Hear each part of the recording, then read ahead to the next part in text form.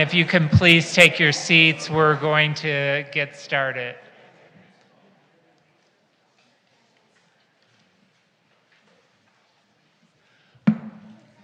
Good evening, everyone. We're going to call the meeting to order. And Melissa, are you going to do the land acknowledgement tonight? Yes, Mayor. Thank you. Thank you. The West Hollywood City Council acknowledges that the land on which we gather and that is currently known as the City of West Hollywood is the occupied, unceded, seized territory of the Gabrielino Tongva and the Gabrielino Kizh peoples. Thank you. We are now in order, and I am going to ask Len, our new chamber director, would you lead us in the Pledge of Allegiance tonight?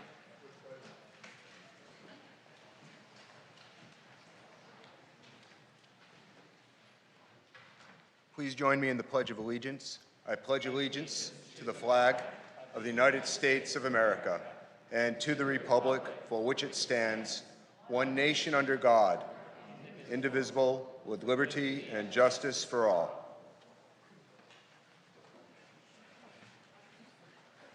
Thank you very much. And Melissa, can we have a roll call?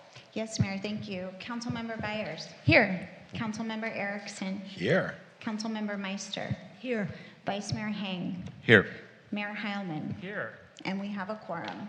Great, thank you. Now we'll turn to the approval of the agenda. Are there any changes from staff tonight? There are no changes from staff, Mayor, but I did want to indicate that item E3 cannot be moved to consent this evening.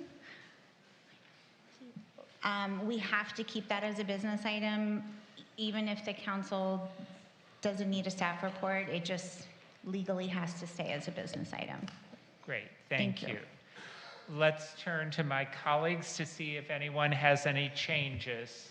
Councilmember Erickson. Thank you very much, Mayor Heilman. I would like to see if we can move item, I'll start in the back.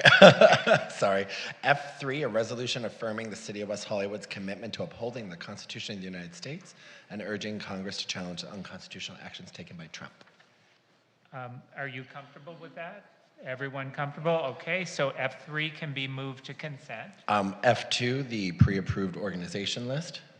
Any objection to moving that to consent? Hearing none. All right.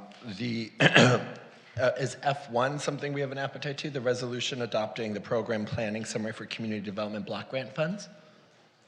Yep. Any objection? No, we'll move that to consent. All right. I was wondering if E4, the residential construction minimum wage services agreement. I have a couple of comments on that. Can Sure. we leave that on? Okay. And then I have a feeling E1 and E2, my colleagues might want to keep on consent. I mean, keep on the agenda, but if there was an appetite, I was prepared to make that motion, but. Okay. want So E1? we'll leave E2. E1, It's the World I have Cup. a couple of comments as well. So if we can, I think there's maybe general support for those items, so we can ask our staff to abbreviate the staff report, if that's okay. And then the last one is I was going to see if there was an appetite to move the preferential parking D1 on Alfred Street between Santa Monica and the city of Los Angeles. Do we have any public speakers on that item? We do. We have, I want to say one individual. Actually, we have two individuals signed up to speak on that item. Okay, so if we move it to consent, we'll hear those public speakers at the beginning of public comment. And if those raise concerns, we can always move this back to the regular agenda. So if people are comfortable with moving D1 to consent, we will do that as well. Okay. Okay, any other changes? I don't hear any, so I would entertain a motion to approve the agenda as amended. Okay, and the motion on the floor would move items D1, F1, F2, and F3 to the consent calendar. And we have a motion and a second.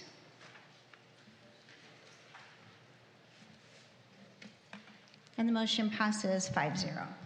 That's great. Thank you, everyone. And now, do any of my colleagues have any Levine Act disclosures? Yes, I'll be recusing from C1. Okay, so we want to note Councilmember Erickson's recusal from C1. Any other disclosures? Okay, so we'll now move on to any adjournment motions.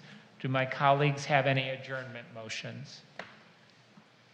I have one tonight. I would like to request that we adjourn in memory of Raymond Connolly, who passed away on January 12th at the age of 76. He was a dedicated teacher, a committed volunteer soccer coach and referee, a loving family man who brought joy and mentorship to so many in his community in Atlanta, Georgia. Ray was also an amateur chef who got his start at the Waffle House and was happiest when sharing meals with others. In retirement, he completed a master's degree in social work, living out his belief that it's never too late to reflect and grow. Ray was sober for most of his life, and it was one of his proudest achievements. Ray is survived by his wife and devoted partner of more than 30 years, Sharon Safriet. We extend our heartfelt condolences to our own Christine Safriet, his stepdaughter, to their family, and to all of those who were touched by his kindness. Without objection, we'll adjourn in Raymond Connolly Jr.'s memory. All right, now we'll turn to presentations. Do any of my colleagues have presentations tonight? Wow, it's amazing. No presentations tonight. We want your first meeting to go very well, Mayor Heilman. Or you want it to go very fast. All right, we'll now turn to public comment.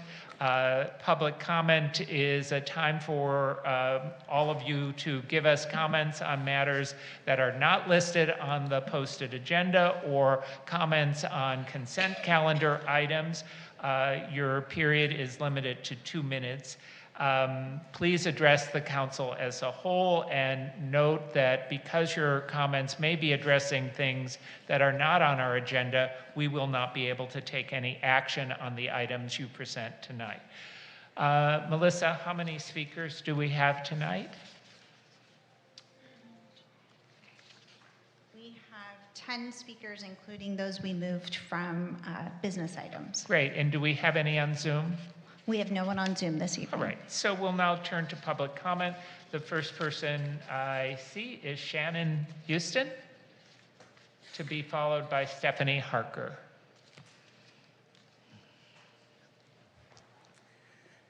Good evening, council members. My name is Shannon Houston. I am the Director of Family and Child Care Provider Services for Pathways LA. Tonight, I am commenting on your social services report and just wanted to thank you for your investment in early child care and education. We've been in partnership with you for many years, and currently we just are hoping to expand our services to provide care to additional age groups, infants and toddlers, as currently we only provide care to preschool-age children. We also want to implement a mixed delivery program, which would allow families of upper economic groups to join us in a fee-based model. So a subsidized and fee-based mixed delivery program would meet more needs in the community.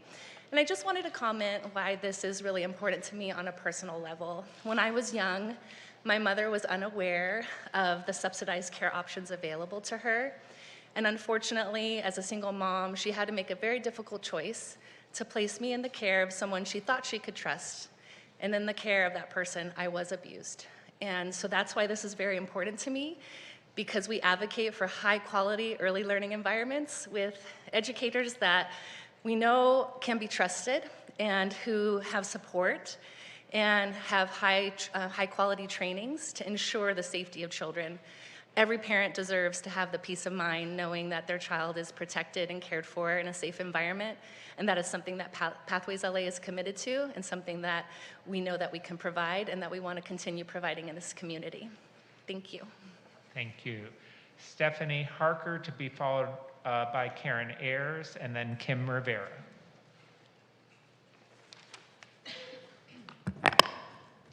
Good evening, City Council members, and staff and members of the public. I just wanted a quick comment on B10, the school grants, which were $48,000. However, I hope that in the future we can raise that amount when we spend $500,000, $500,000 on 3 weeks for the ice skating rink. Somehow $48,000 for kids at school seems out of balance. I am prone to remaining calm, cool, and collected at this podium, but recent activity by the Planning Commission and the Council concerning streamlining the building process in the interest of building bigger and more housing anywhere the developers damn well please basically has me bordering on rage, particularly when the public is being cut out and now the commission is basically being cut out as well. There are outside interest groups three of them, Abundant Housing LA, not West Hollywood, YIMBY Los Angeles, not West Hollywood, and Housing Action Coalition, both of whom 2 of the commissioners are affiliated with. Victor Olmachenko did the math for the previous meeting showing verified people opposed to and in support of the zone text amendment. It overwhelmingly 108 opposed and 22 were in support. I was counting on the presentations to finish. Sorry. You were elected to represent all of the residents, not just those who agree with you, and I believe that that's not happening when we were told that, well, only 2 groups were opposed to the zone text amendment. Not good. Thank you. Karen Ayers to be followed by Kim Rivera and then Cher Arar. Karen Ayers first, then Kim Rivera. Sorry. Good evening, Council. Tonight I'm speaking on behalf of the Human Services Commission. I wanted to let you all know that the Commission supports approval of item B9, which is now on consent, and that's the 2025-26 Social Services Agency Development Grants. At our meeting last week, the Commission received a presentation on this recommendation from staff. We discussed it and we agreed to support it. This funding is intentionally one-time and focused on building long-term organizational capacity rather than supporting day-to-day operations. This year, 7 qualified agencies applied, and staff is recommending that 2 of them receive it. That's Pathways LA and Healthcare in Action. So these projects do differ in focus, but they share a common goal: stronger organizations delivering more effective and responsive services to West Hollywood residents. I also came up to speak on my own behalf as a citizen. I want to thank you for putting item F3 on consent. This resolution to stand up for our constitutional rights is part of a nationwide effort to have local governments speak out in support of the Constitution, which is under attack by the current administration. We all know how important it is that we individually and collectively speak out in support of our Constitution, the right it grants us, the rights it grants us, and the rule of law that flows from it, especially in this very moment. So thank you. Thank you, Karen. And now Kim Rivera to be followed by Cher Arar. And you're speaking on D1, which has been moved to consent. And that will be approved without discussion unless you convince us otherwise. So. Oh, no, I wanted approved, so thank yes, you. okay. Thank you. No, you can, please, you have 2 minutes. You can tell us. Well, if you've approved it, I thank you all. I've lived on that street for about 20 years, and it's gotten progressively more difficult to park. We've got some pretty busy businesses there, especially on the weekends. So basically, if you've approved it, I just have to thank you. So thank you for that. We haven't officially approved it, Well, but please it's on our approve it, and then I will consent thank you. calendar. All right, Yes. thank you. Thank you. Cher Arar to be followed by Ann Gianni, or Gianni, sorry. Hi, so just like Kim, I'm here on behalf of D1, so I wanted to thank you all for, I suppose, pre-approving it. it would really mean the whole world if you fully approve it. It really is. Like, I love the street, Alfred Street. It's a beautiful street, and it's just like, it's a very like great area, and everyone likes to come and park there and go shopping on Santa Monica Boulevard and, you know, do everything but live there. So, you know, after like a long day of, you know, working and just having a long, hard day, it's just nice to come and find a spot and not have to like spin the block 100 times. So it would be very, very much appreciated. We love it here. We are West Hollywood members, and we will forever be West Hollywood. And welcome, Mayor. I know this is your first meeting, and yeah, thank you. Thank you, Cher. Ann Gianni, to be followed by Abby Land, and then Mike Nuttall.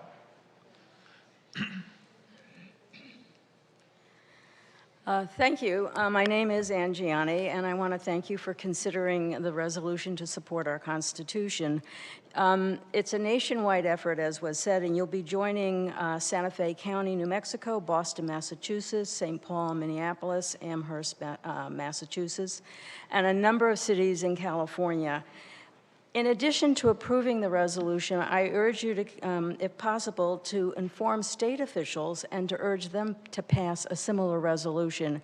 It is so important that we let our federal officials know that we support the Constitution, we want them to support the Constitution, and do everything possible to move back towards a more rule of law country. Thank you very much.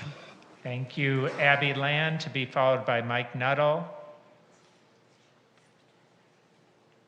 Good evening, Mayor and Vice Mayor and City Council, Abby Land, and I am here to follow the speakers on item 4F3, which is about protecting our Constitution. I want to thank Vice Mayor Hang and Councilmember Byers for bringing it, and the Council for putting it on consent. Though you haven't officially voted on it yet, I feel very confident that this is going to be passed. And I also just want to thank you because it is a really wonderful staff report. You really cite all the many ways that this Constitution is not being followed and how it is going against the very reason we are here, not only as a country, but why we're here as a city.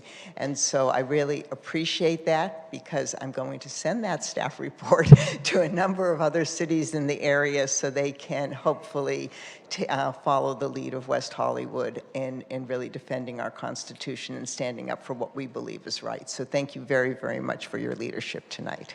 Thank you, Abby. Mike Nuttall, to be followed by Ali Shahidi, and then Lynn, etc. Hi, my amazing City Council. I just wanted to chat about a few articles I've seen in the press lately. It's about the flock safety system that we use in our city.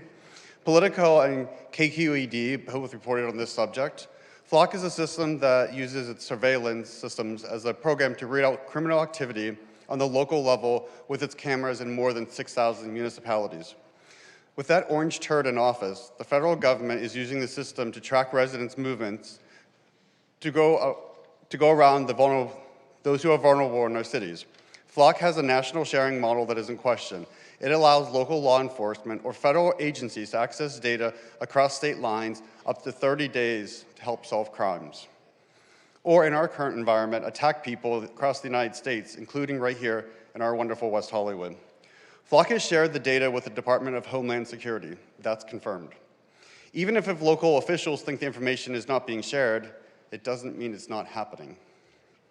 With companies like Flock or just the federal government itself under the current administration, we can't be sure what is happening with the information and who is getting access to it. Locally, we might think our information is safe and have no idea what is happening behind closed doors. We have all seen the horrors unfolding right before our eyes in Minnesota, and even how people are being terrorized right here in West Hollywood. Santa Cruz just voted 6-1 to terminate the city contract with Flock. Santa Cruz found out that the system between June and October 2025, federal law enforcement, including ICE, accessed the Flock data almost 4,000 times in violation of California's SB 34. I bring this all up because our elected officials, and I think that there should be some discussion around how we use this information and what's happening with it. I trust my local officials. I trust my local law enforcement. I just don't trust the federal government right now, and I'm concerned what's happening with this information. Thank you. Thank you. Ali Shahidi to be followed by Lynn, etc. Good evening and Happy New Year.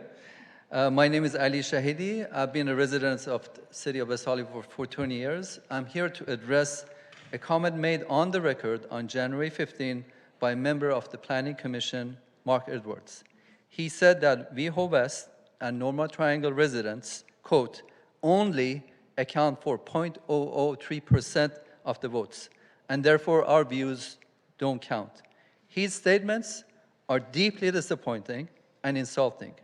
His words contradict the spirit of public service and the basic premise of democratic participation, that every resident who shows up, testifies in good faith, and engages in the process deserves to be heard on the merits. WeHo West and Norma Triangle may be small in size, but we are large in civic engagement. We show up, we read the staff reports, we walk the blocks. We live with the consequences of your decisions. Reducing our participation to a fraction of the citywide votes by Mark Edwards sends a dangerous message. If the Commission's message today is that our voices can be ignored, the message tomorrow can be that any minority viewpoint is disposable. I ask both the Commissioner, Mark Edwards, who made the offending remark, and the Planning Commission to acknowledge it was inappropriate and apologize. Second, I ask the City Council and the Planning Commission to reaffirm on the record that all neighborhoods and all speakers will be evaluated on the substance of their testimony, not on the perceived political clout or voter share.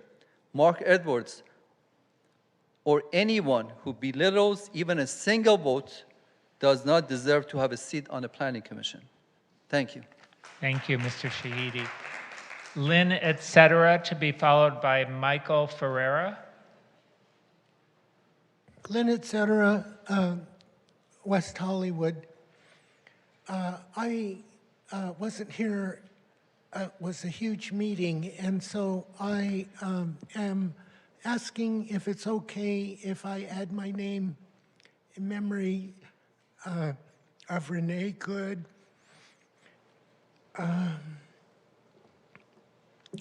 More videos are coming out, and it's may justice prevail. And then I'd like to thank Mackenzie Scott for her incredible gift of $45 million to the Anti-Suicide Prevention Project. Trevor, I was suicidal for 15 years and lived in Europe, and it completely cured me. So thank you, Mackenzie Scott. And we did adjourn in memory of Renee Good at our last meeting. Thank you. Michael Ferreira to be followed by Kathy Blavis, and I think that's our last speaker, correct? Thank you. Good evening. Congratulations, Mayor and Vice Mayor. I'm here to speak on behalf of the members of ROAR. We founded our group in February 2017 because we sensed what was coming from the Trump administration at that time. Fast forward all these years, and it's just truly frightening. So I appreciate West Hollywood taking the lead again and speaking out as the city always does, and lighting an example for everybody to not remain silent in the face of our Constitution being violated on a daily basis. Thank you. Thank you. Kathy Blavis is our last public speaker. Good evening, Kathy Blavis, City of West Hollywood. I'd like to just kind of pick up where Mr. Shahidi left off, I should say. So many of us feel beyond impotent in what's going on our national level with the Trump administration.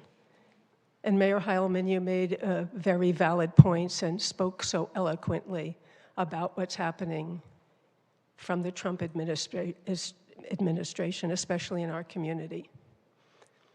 And though to some it might seem trivial to bring up the following after speaking about that, but the idea of streamlining I know that item is going back again to planning, and then it'll come back to you. Anything, especially in this political climate, that leaves the public out, it's just really bad timing to say basically what Mr. Shahidi said, that our voices don't matter. Whether there's 2 people show up or 50 people that show up or 1,000 people show up, we have the right to a comment. We have a right to state how we feel something's going to happen and affect us in our community. And if you want to streamline the process, then streamline it from the developer's point of view. Don't take away what little voices, what little rights we still feel we have. And again, especially as a result of what's going on nationally. Thank you. Thank you. That completes our public comment. So I wanted to thank everyone for their comments tonight. We will now turn to our city manager's report. Jackie Rocco. Good evening, Mayor, Vice Mayor, council members, and members of the public. I just have a few announcements. I do want to share that the city has received some concerns from residents regarding the Tipu tree replacement planting project in the northeast side of West Hollywood. I understand how upsetting it can be to see mature trees removed. I just want to share with all of you that these trees are being removed and replaced because they are infested with a non-native pest and declining over time. The city has been very active in exploring treatment options, but we have not been successful in eradicating or controlling populations of the pest. While preserving mature trees is always important, and we support that, the city has a responsibility to protect public safety and property when trees become compromised. Tree removals and replacement plantings are a key part of a healthy and vibrant urban forest, and this project will help maintain long-term canopy coverage with species better suited to current conditions and less vulnerable to pests. This project has gone through an ongoing public process and has been reviewed at publicly noticed meetings in accordance with the city's urban forest management plan. The current work represents the third and final phase of removals for the northeast sector of the city. If you have any questions, please feel free to reach out to our facilities manager, Philip Tycoon, or our Public Works Director, Helen Collins. We understand the concerns and we welcome your input. I also want to share that the city has a few exciting events we would like to make sure the community is aware of. The City of West Hollywood, in partnership with LA County Library, will co-host the launch of WeHo Stories, a limited edition coffee table book and website that capture the voices and experiences of people who shaped our city's early history. The event will take place tomorrow on Wednesday, January 21st at 7 p.m. with doors opening at 6:30 p.m. right here in the council chambers. It's free and open to the public. The event will feature a panel discussion exploring the power of storytelling in building community and preserving history. Also, join us later this month on Saturday, January 24th at 7 p.m. at Live at the Sunrose, located inside the Sunrose Hotel on Sunset, for the first concert of our free Winter Sounds concert series. The January 24th concert will include performances by Ghost Note and Catalyst Collective. For details on these and other upcoming events in West Hollywood, please visit the city's calendar at weho.org/.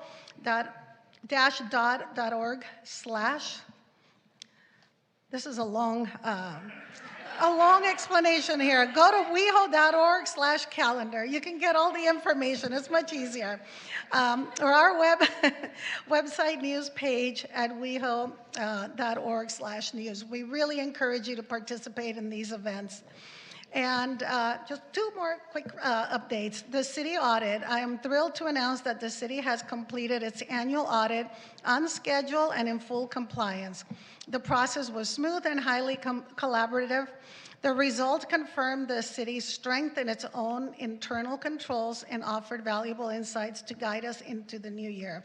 As a new addition this year, Finance will be presenting an overview of the audited financials to City Council and the public as part of the mid-year budget presentation planned for March, so stay tuned.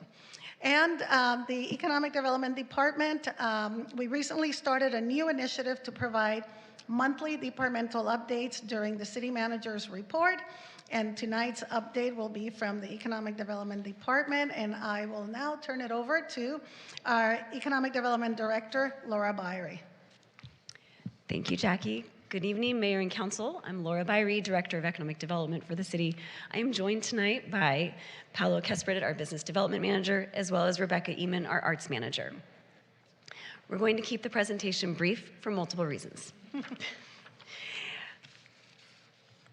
I'll first start by going over the Arts Division, an overview of the programs, the 2025 year in review, and a look ahead to 2026 and beyond. And then we'll talk about how you can connect with the arts. In West Hollywood, where identity, self-expression, and visibility truly matter, the arts is not just a nice extra here, it's part of our public good. It's one of the things that our community really, really appreciates. Festivals, exhibitions, performances, and public art, they help shape West Hollywood's identity as a creative, inclusive, and culturally significant place to live, work, play, and visit. Building that foundation, the city's Arts Division supports a wide range of programs, and I assure you I will not go one by one through all of these. But it includes things like our Poet Laureate and Drag Laureate programs, our grants, our live music and literary, public art, temporary exhibitions, and more. When you look back on 2025, it was quite the year. The stats truly just speak for themselves. You can see the number of artists that we worked with, the audience members that we reached, and the grants that we awarded. It was a dynamic year. WeHo Sounds continued to grow as a popular live music series, bringing people together in public spaces while supporting working musicians and adding to the city's nighttime and weekend energy. The WeHo Pride Arts Festival remained a cornerstone of our cultural calendar, activating multiple city locations with visual art, performance, installations that reflected the LGBTQ+ histories, identities, and futures, and created space for both celebration and reflection. Art in Odd Places, Voice, which happened this summer in July, commissioned in celebration of the city's 40th anniversary, transformed everyday locations into unexpected encounters with art, encouraging people to see the city a little differently and sparking curiosity and conversation. And at the same time, the Arts Grant Program continued to provide critical support to artists and organizations across multiple disciplines, helping to ensure our cultural landscape remains diverse, innovative, and community-centered. As we look ahead to 2026, our focus is on building on what is working while continuing to grow. We're strengthening core programs, we're exploring new partnerships, advancing public art projects that respond to the city's evolving landscape, and completing various initiatives and directives from the City Council, and working closely with our Arts and Cultural Affairs Commission. You'll see lots of important dates up on the screen. I encourage our community members, if you're looking to get engaged with our arts programming, scan the QR code that you see up on the screen now. And then you too can participate in some of these many programs that we have. And additionally, in looking ahead in 2026 and beyond, we're participating in the development of the City Playhouse, the Laurel House and Park Artist Residency, and of course the 2025-2028 Creative Plan, while we implement and anticipate items for the upcoming major regional sporting events. Now it looks like the screen might have gone dark for those in the room. Am I confirming that correctly? Yes. Yes. All right.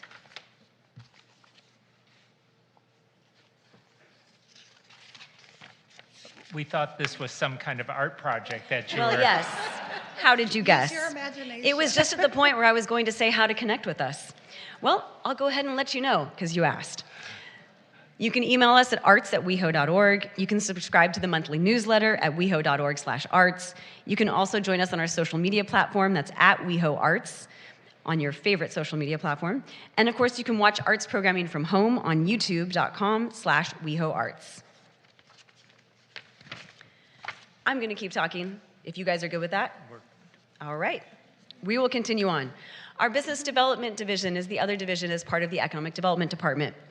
I'm going to be going over the division programs, our 2025 year in review, some business openings that happened, look ahead to 2026 and beyond, and then, of course, how you can connect with us. Our business development division programs fall around 3 key pillars. That's business attraction, business retention, and business expansion. And what that means is that these efforts not only create jobs, but also support the broader economic ecosystem and build community by creating third places where our residents and visitors can connect and feel welcome. The Business Development Division work program is comprised based on 9 council-initiated items. So these are directives from the City Council. 6 small business initiative items. You might recall approving the small business initiative that was done in partnership with the West Hollywood Chamber of Commerce. 28 WehoTV strategic plan action items. That is your WehoTV strategic plan. And 20 action items from the economic study that was adopted by the City Council in December of 2024. Continue? We're okay. We didn't lose the broadcast. Okay, thank you. All right. You're missing the beautiful visuals, but you're getting the audio version. It's like listening to a podcast. All right. So our 2025 year in review, recognizing the importance of hearing directly from businesses and stakeholders, your Business Development Division team had 170 business outreach meetings in 2025 alone. They held 4 commercial brokers roundtables, had 21 business improvement district meetings, and 33 business organization meetings. The team also engaged with labor and workforce during this time and participated, of course, in the economic impact of special events study. Our 2025 year in review also included our quarterly economic data updates that you now get regularly at City Council as part of council directives and initiatives. You might have seen this winter the Santa Monica Boulevard winter-themed lighting, all new with a fun flashing show over on the palm trees on Santa Monica Boulevard.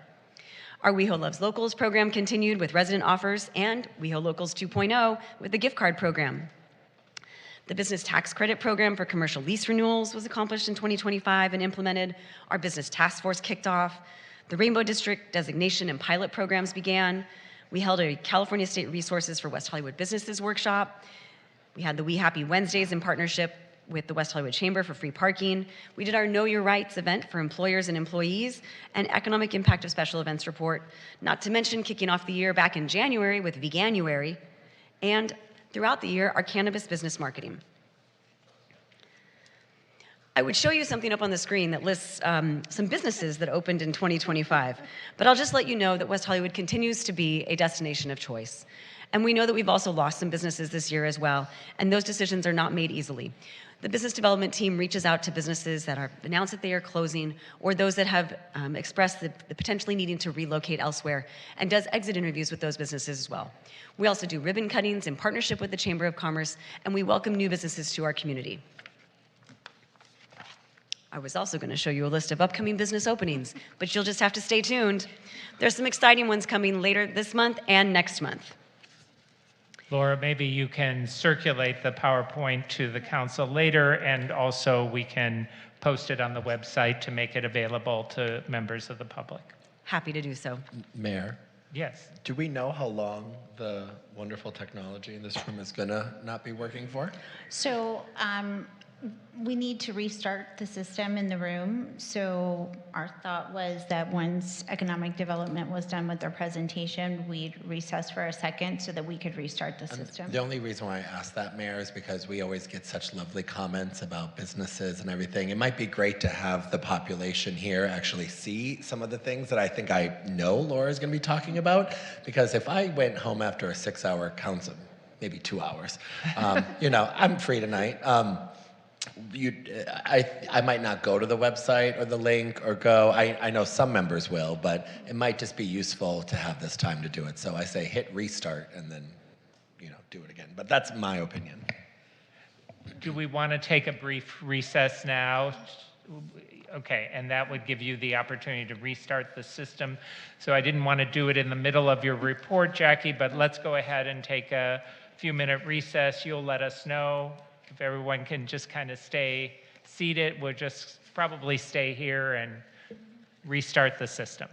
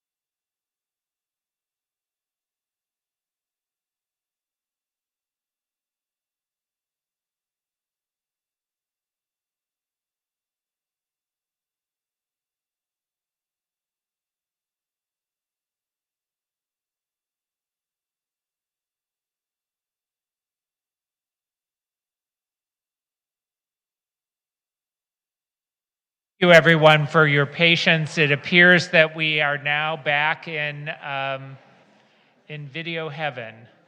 So, Laura, I'm going to let you resume your report and maybe just focus on the news that you were about to tell us.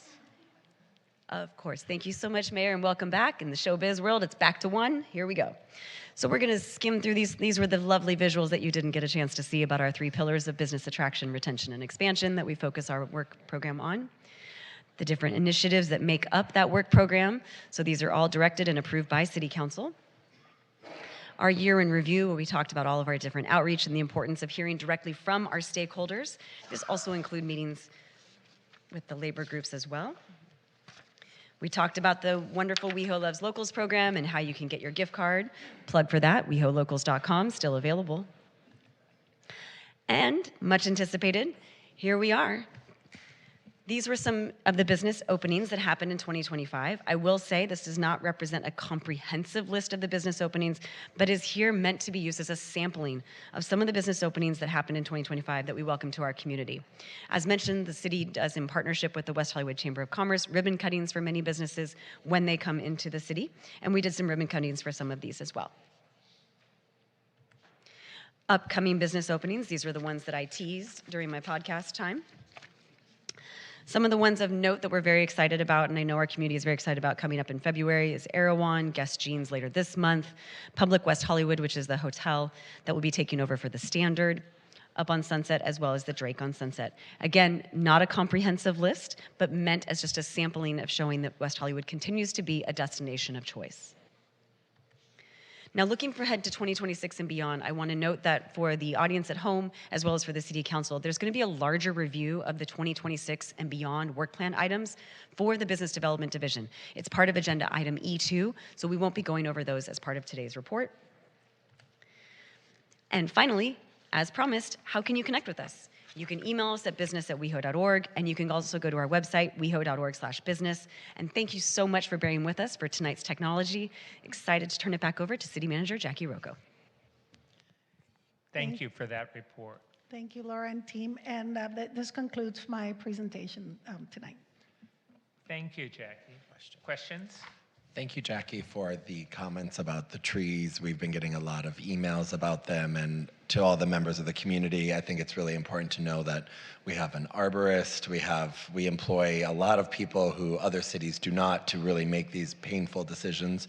Has our arborist, and I think Helen told me this answer maybe once before, but regarding these trees that often become diseased, do we have like an audit of how many in the city there are that might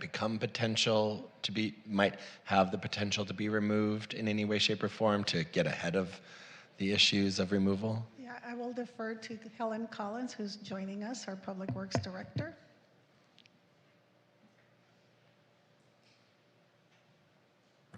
Yeah, we do have an inventory of all of our trees throughout the city.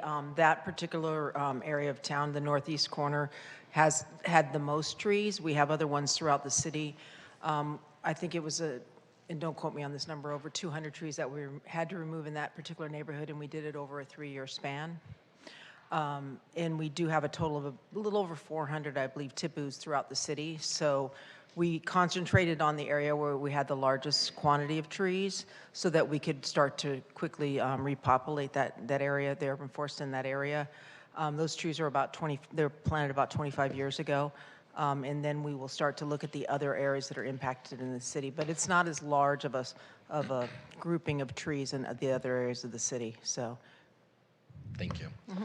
And then I just had one more question, not responding to public comment, but regarding the communities and grants programming, I believe there was extensive outreach done to the communities and the schools, and they actually were the ones that provided the amounts that are being awarded tonight. And when offered more money, they said, actually, we don't know what we would do with that. Is that correct from my understanding? Yes, that is correct. Great. So just for the public's information, this has had extensive community input, and it's not just something that we're willy-nilly doing up here. And so we wanted to make sure our priorities are in fact straight. Thank you. Thank you. Any other questions for our city manager? Then we will turn to our Vice Mayor. I'm sorry. Thank you, Mayor. I just had a quick question for our Director of Public Works, Helen. Sorry, I know you went back. Just a very quick question. These trees that are pretty much sick, if the city does not take action, will it affect other trees surrounding those trees? The infestation, the facilids, which are the little white bugs, they tend to only like tipus, or it's one of the trees that they like, and that's the tree that's impacted. It's not going to necessarily impact the other trees in the neighborhood, and we're making sure that trees that we're planting are considered trees that aren't currently having disease or things like that. But no, it wouldn't impact the other trees in the neighborhood per se, no. Thank you. Thank you. All right, well, now we'll move to our consent calendar. And Melissa, can you give us a fiscal impact on the consent calendar? Yes, Mayor. The fiscal impact on tonight's consent calendar, with the addition of items D1, F1, F2, and F3, is $836,261 in expenditures, $226,896 in revenue, and $0 in waived fees. There is a motion and a second to approve tonight's consent calendar.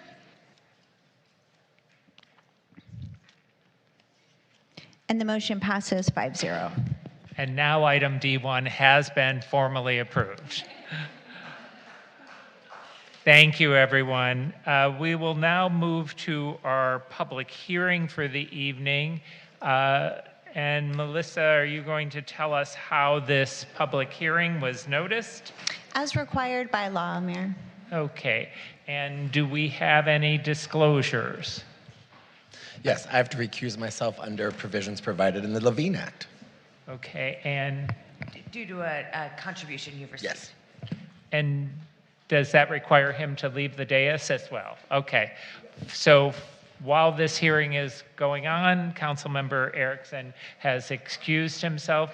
Are there any other disclosures? I chatted with a representative of the applicant and the neighbors as well. I chatted with the representatives of the applicant. As did I. I didn't talk to anybody. All right, so we are now ready to open the public hearing, and do we have speakers, Melissa? Yes, we have Jeff Seymour is here on behalf of the applicant, and Leonard Lanzi on behalf of the Chamber of Commerce is here as well.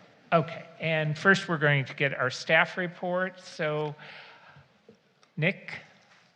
Jennifer. Good evening. Jennifer Alkire, Assistant Director of Community Development. I'm here joined by my colleagues, Jennifer Davis, Senior Planner, who is on Zoom, and I'm here with Paul Caparasso, who is a Senior Planner with the Sunset Arts and Advertising Program, and they will be giving the presentation. Thank you. Great. Thank you.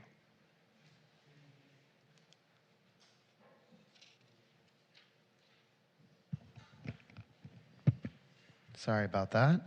Good evening, Mayor Heilman, Vice Mayor Hang, and members of the City Council. As Jen said, my name is Paul Caparasso, and I'm the Senior Planner for the Sunset Arts and Advertising Program. Item 3C before you is for a development agreement, zoning map amendment, and sign permit for the project located at 9200 Sunset Boulevard, also referred to as the Legacy Loop. The Legacy Loop project has been revised following input from the City Council at its meeting on February 3rd, 2025. The project was formerly comprised of one static digital and one full motion sign face, and is now being proposed with one full motion animated sign face. On November 6, 2025, the Planning Commission reviewed the revised project and recommended approval to the City Council. The previous iteration of the Legacy Loop included one static and one full motion sign face, both facing east, stacked on top of each other and connected via the loop structure. The previous project measured approximately 100 feet from grade and included plazas with displays of the history of billboards along the Sunset Strip, in addition to a landscaped meadow. The revised Legacy Loop project is comprised of a single 1,500 square foot full motion animated sign face. Further changes from the previous iteration of the project are listed on the slide in white and include the removal of the mesh on the rear of the structure, the addition of a mature tree behind the sign face, and a modified structural design of the loop element. The revised project would maintain the proposed height from grade of 100 feet, would include plazas with the display of the history of the billboards along the Sunset Strip in addition to a landscape meadow, and would be constructed from glare-resistant steel. Slide 5 demonstrates a side-by-side comparison of the previous and revised project, with the previous on the left and the revised on the right. As shown, the most substantial revisions include the reconfiguration of the sign face and the reconfiguration of the structural design of the loop element. Additionally, the design of the rear of the billboard, facing west towards the city of Beverly Hills, has been revised to remove the previously proposed mesh and to incorporate the addition of a mature tree within the center of the loop element and the center of the project site. The site plan, shown on slide 7, displays the site improvements that will contribute to the enhanced pedestrian experience along the project's frontage. A primary plaza with bench seating and displays of the history of billboards along the Sunset Strip would be adjacent to an ADA-compliant access path that also creates a setback between the existing building and the project. A smaller secondary plaza would be located to the rear of the project, facing west, and would provide additional seating. The landscape meadow, which occupies the majority of the project site, would be beneath the project structure. Additionally, the entirety of the project would be built within the existing property line and would not encroach in the public right-of-way. The revisions to the project required updates to the development agreement terms, specifically with regard to revenues, an extraordinary public benefit payment, and the fair market value of the public arts programming. As such, the revised project would provide an estimated $47.7 million in city revenue over the 30-year term of the agreement, in addition to a $500,000 payment and an extraordinary public benefits, and an estimated fair market value of $39,800,000 for public arts programming. Additionally, the project would provide a $300,000 public realm enhancement in lieu payment. Lastly, the development agreement includes an occupancy requirement to ensure the building is at least 50% occupied, and if that requirement is not met, requires a 25% increase in the annual revenue until the property owner demonstrates compliance. Consistent with the negative declaration prepared for the policy in 2019, the 2021 addendum found the previous project would not create new environmental impacts and therefore does not require new mitigation measures. To account for the revision to the project, a conformance memo was prepared in 2025 to demonstrate that the revised project was in full compliance with the 2021 addendum. The 2019 negative declaration, 2021 addendum, and 2025 conformance memo are included as attachments K, L, and M, respectively, of the staff report. Following the publication of the agenda for this meeting and the staff report, additional comments were received by residents and a representative for the Sierra Towers. Their concerns included the project's lack of reference to the 2025 billboard policy amendments that were included in the 2025 addendum, and the lack of cumulative impact analysis in the related CEQA documents. As such, staff would like to clarify these concerns on the record for the council and members of the public. As a round one project, the project was subject to the policy's 2019 negative declaration and was included in the analysis for the 2021 addendum to that initial CEQA document.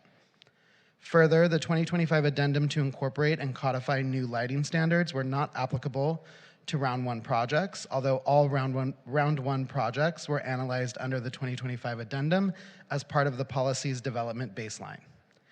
However, while the project was not subject to the amendments analyzed in the 2025 addendum, the project is conditioned to meet the new lighting standards for a maximum of 200 nighttime candelas.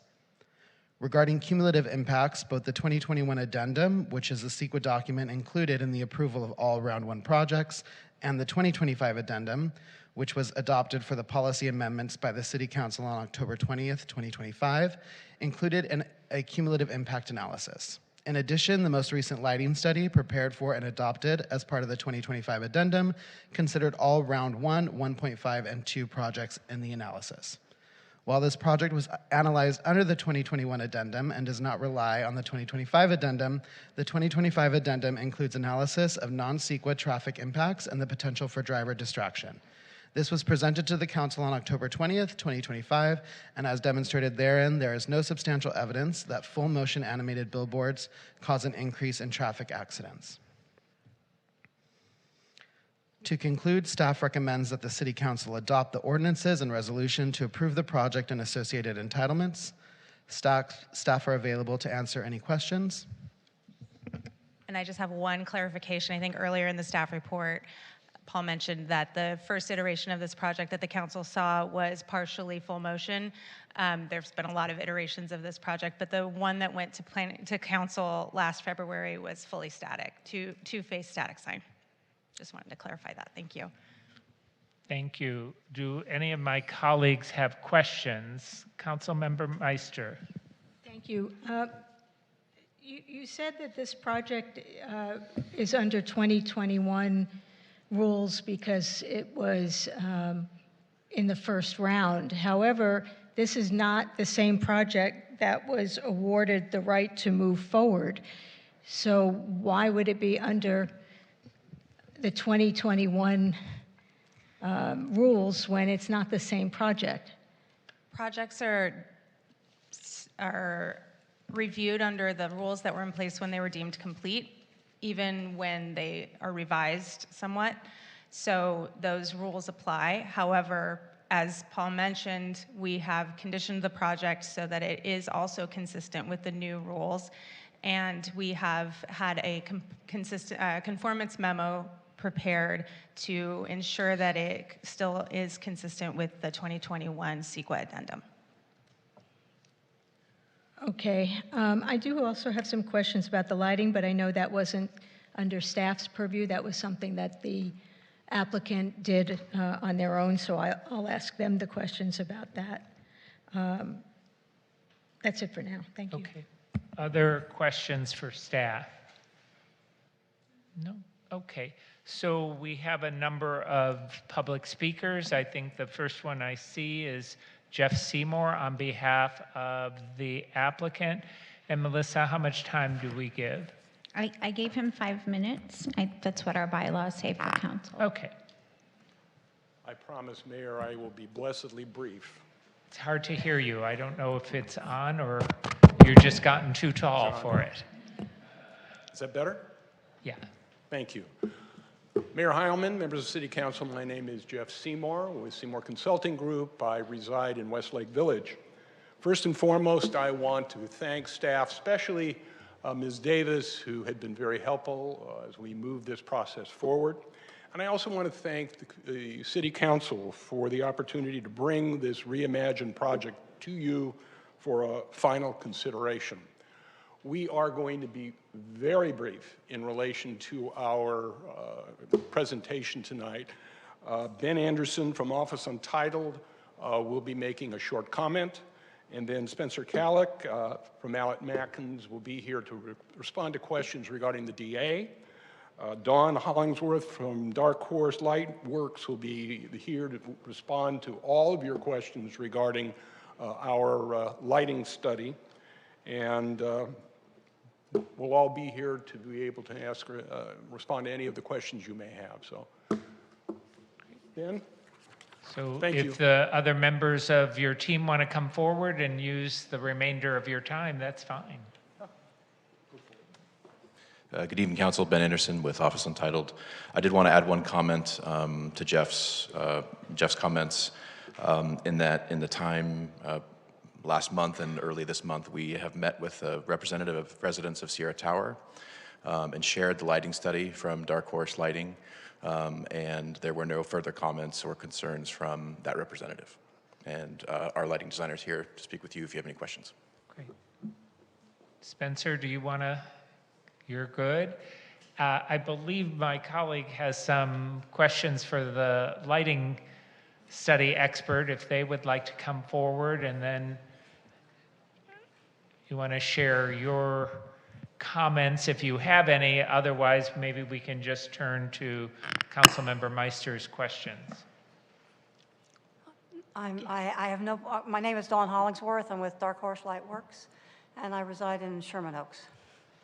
So thank you for having me. Thank you, and thank you for doing the lighting study. Appreciate it, and excuse the dark glasses, but the light in here is enough to kill anybody. So my questions, I have several about the lighting study. First of all, originally, the original project, the study showed that light did trespass to Sierra Towers, like the first 3 floors or something like that.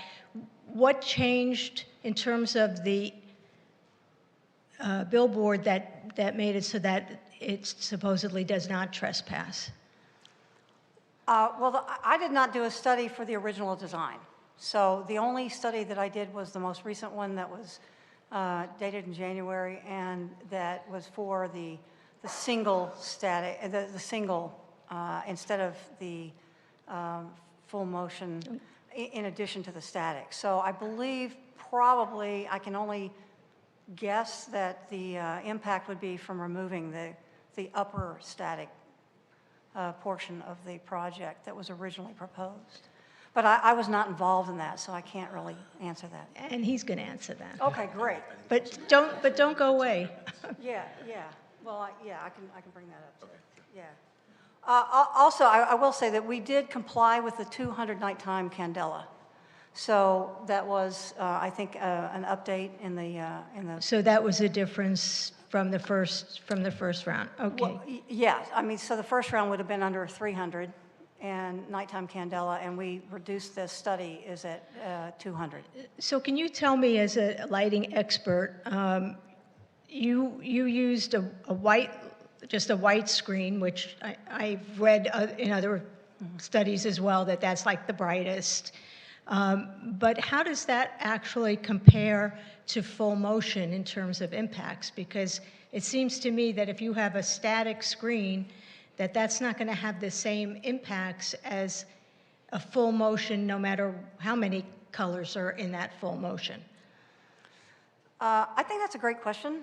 But white obviously is going to be the most light. So any other color, because LED full motion products are a combination of white. There's no such thing as a white LED. Okay, there's no such thing.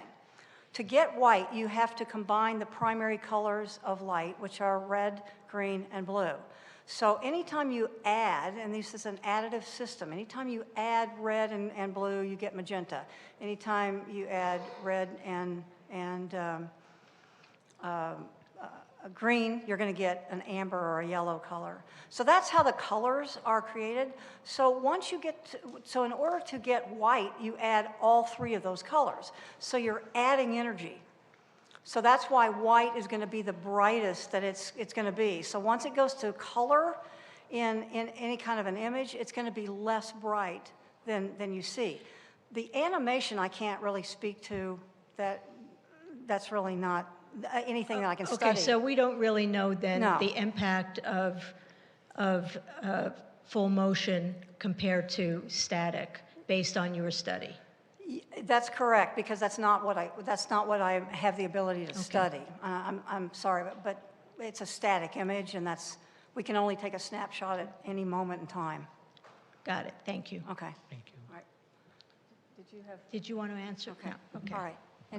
Is there anything else? Well, I think we have one more speaker. I think, did that conclude the 5 minutes for the applicant? I indicated how much time they have left if they want to add any additional comments. Okay. I only see one other speaker tonight. Is that correct? That is so correct. Why don't we take that and then we can get back to questions. Leonard Lanzi on behalf of the chamber.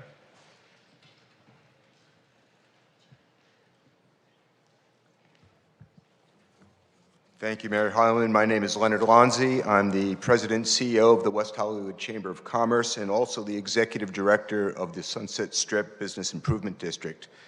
Council members, I'm here tonight to speak in support of this proposal at 9200 Sunset Boulevard, known as the Legacy Loop. This project reflects where the city is headed with its updated billboard policy. It brings new, creative digital imagery to the Strip in a way that supports the Los Angeles broader digital art program and keeps the Sunset Strip at the forefront of global outdoor media. But what's really important is that this project isn't just about a billboard. It makes meaningful improvements at street level, adding pedestrian plazas, seating, and landscaping that invite people to slow down, gather, and actually enjoy and experience the Strip, rather than just pass through it. I also want to highlight the interactive plaques that tell the story of the Strip's iconic billboard history. This is a great example of celebrating what made the Sunset Strip famous, while tying into the efforts like the Legends of the Sunset Strip to preserve and share that legacy for visitors and residents alike. Overall, the Legacy Loop improves the site, enhances the visitor experience, and delivers real community benefits for local businesses, residents, and the city as a whole, at a time when revitalizing the Sunset Strip is more important than ever. For all of these reasons, the Chamber and the Sunset Strip Business Improvement District strongly support this project and respectfully urge your approval. Thank you. Thank you. And there are no other speakers, Melissa? No, Mayor, we have no other speakers. Okay. I'm going to leave the public hearing open in case anyone has additional questions. So does anyone have additional questions? Yes, Councilmember Meister. So my question is to staff. One of you mentioned that you, or it might actually be for the applicant, that it was presented, the lighting study was presented to Sierra Towers, and they were satisfied with it? That was the applicant that mentioned that, so they may have an answer for that. Because we did get a letter, an email today about the lighting, of a concern, letter of concern. Yes. We met with Don Utall, who was a representative of certain members of certain residents of Sierra Towers. It was not the official homeowner association, but I believe that was shared with them at some point. I'm not understanding your answer. The lighting study was shared with Don Utall, who was a representative of certain residents of Sierra Towers. Okay. Did you meet with the HOA itself? No. Okay. Okay, because it sounded like you talked to the president of the, not the president, the manager, the HOA manager, Barbara something. Okay. No. Thank you. That through Don Utall, that may have been shared, but that was not through my team. I'm just trying to find that email that we received. I think we actually received several from Sierra Towers residents. I don't know if it was, I don't know that it was from the association itself. So thank you. Are there other questions? Are we ready to move into discussion? Well, yes, so why don't we go ahead, I'll go ahead and close the public hearing now, and let's move into discussion. Anyone want to start? I see Councilmember Byers Happy jumping to in. jump in. Yes, I was also trying to find those emails, so Councilmember Meister, if you're able to pull them up, please do. But I did note at least one email from one individual at Sierra Towers who did write in to oppose. So I appreciate the information shared tonight about conversations with other members of the building. I know that the conversation shift from a full static to full digital is really sort of the discussion tonight as this council's reviewed so much of this project last February when the council made the direction to the applicant to come back with a digital billboard, knowing that that would be ultimately a better financial deal for the city. So I'm thrilled to see the math doing its job and producing what is a better deal financially for the city.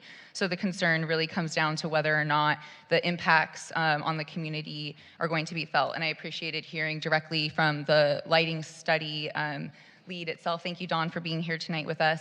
And to hear from some of those distinctions between the lighting impact and then the movement and motion impact. So in hearing that the amount of light that would be felt by the residents in that building is below a threshold that's even noticeable is really comforting to me to hear. I think that's sort of the challenge as we're navigating more digital billboards along the Sunset Strip. But what I'm really thrilled to see before us is a much more elegant and efficient design presented, something that is really, I think, helpful on the outskirts of our city edge to sort of tell the city story and to shine something back to us that's really valuable. So I'm grateful for what you've brought forward. I am supportive of the project tonight, but do want to make sure that we clear up the questions around what we had learned from the residents. If there's an opportunity to make sure that we're sharing with them the information that we're seeing tonight that's giving confidence to council around the lighting study, I would want to make sure that that goes back to the residents itself. But other than that, I'm feeling really good about what's before us. Thank you. It's all right. I don't know that I can read this. So I might have to take these off. Oh, God. All right. So I did find the email from Douglas Ross, and who says he's not anti-billboard, and he grew up loving signage from the Strip. He said, because my unit sits high above the street, I fall directly into the horizontal beam path of the proposed LED display. No amount of shielding designed for street level mitigation will prevent light trespass, flicker, and motion intrusion into my home. Full motion digital signage produces continuous movement and high intensity illumination that blinds or curtains simply cannot block at elevation. The result would be persistent visual distraction, nighttime light intrusion, and a degradation of my ability to use and enjoy my living space, including impacts on sleep, privacy, and basic day-to-day comfort inside my own home.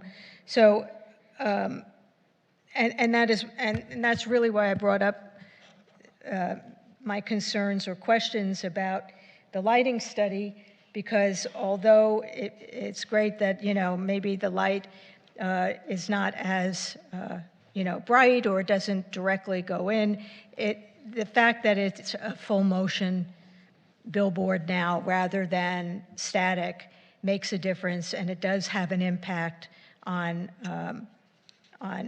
neighbors.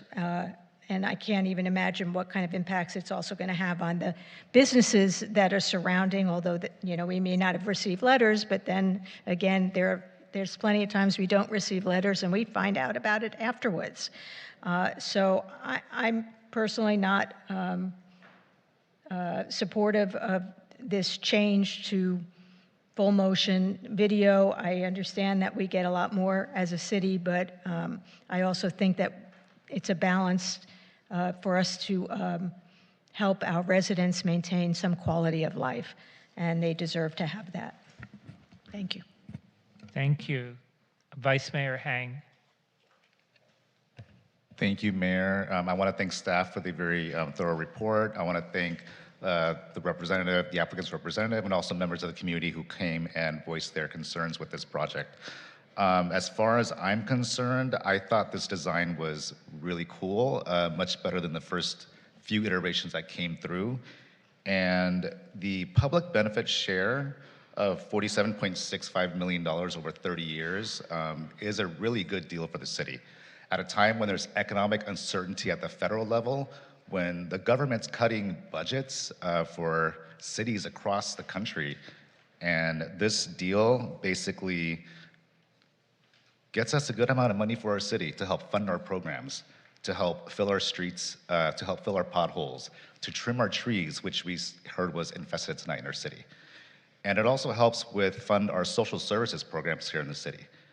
President Trump is cutting social services left and right, cuts to HIV testing, prevention, and treatment, women's reproductive health, trans medicine, and we're lucky that we have revenue-generating sources in this city that's creative and cool. And I appreciate the fact that this project has an occupancy requirement to it. The fact that the developer was able to work with staff to come up with that, and also the use of private land to make it a public benefit. the building of a walkway, the building of benches on private land for the public to use. So I think this project is great. I'm in full support of it. I think this project will affect the overall quality of life for the entire community over the next 30 plus years, given that all of the revenue generating that it will have for our city. So I'm in full support. Thank you, Mayor. Thank you. As I look at this project, I want to make sure that we have complied with all of our requirements under CEQA, and staff let me know if I'm incorrect here in any way, but for the billboard program overall, we had an environmental study back in 2019. We then updated it and did an addendum in 2021. We did more project-specific analysis in 2025 and completed a memorandum. We required the project to comply with the updated standards that are being imposed on the new round of applicants.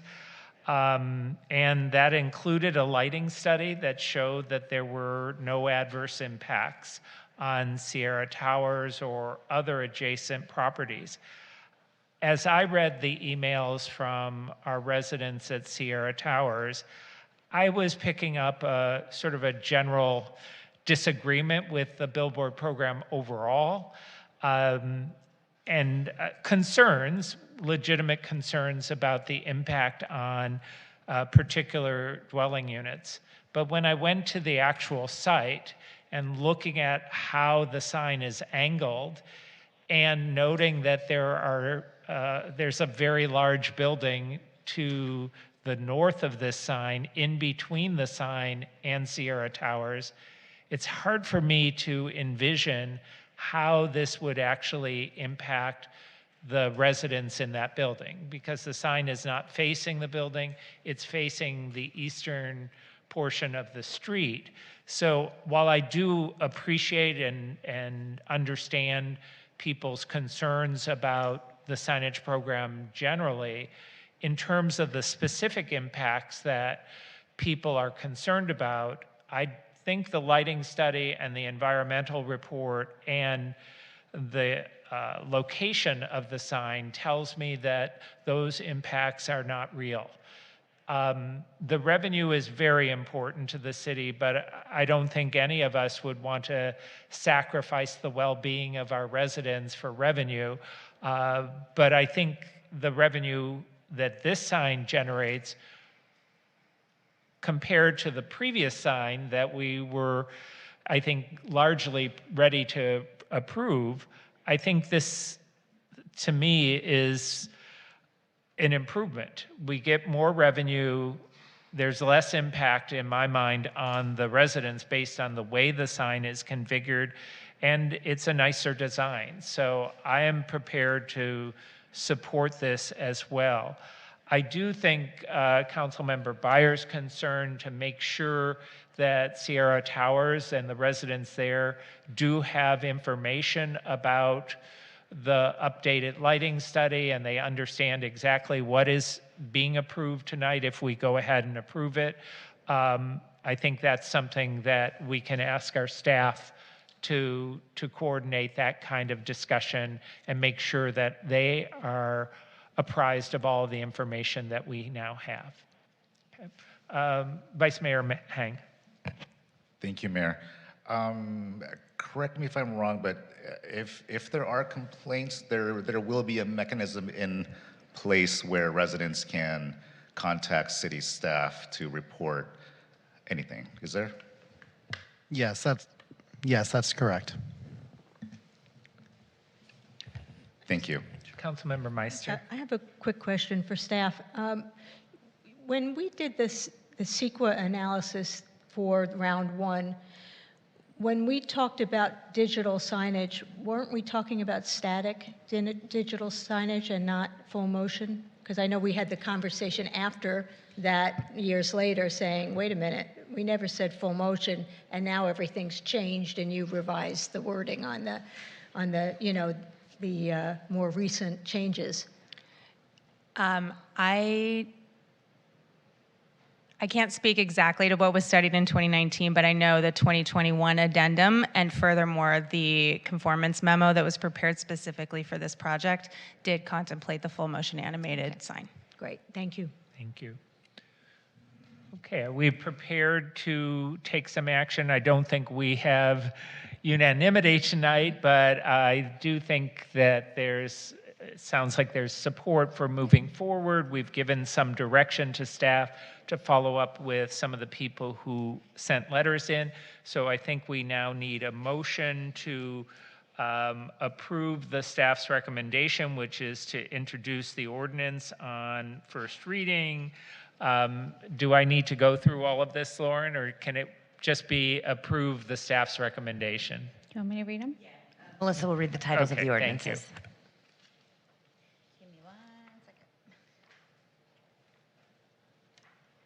The first ordinance for this item is an ordinance of the City Council of the City of West Hollywood approving a development agreement in conjunction with the new off-site advertising billboard and site improvements at 9200 Sunset Boulevard, West Hollywood, California. And the second one,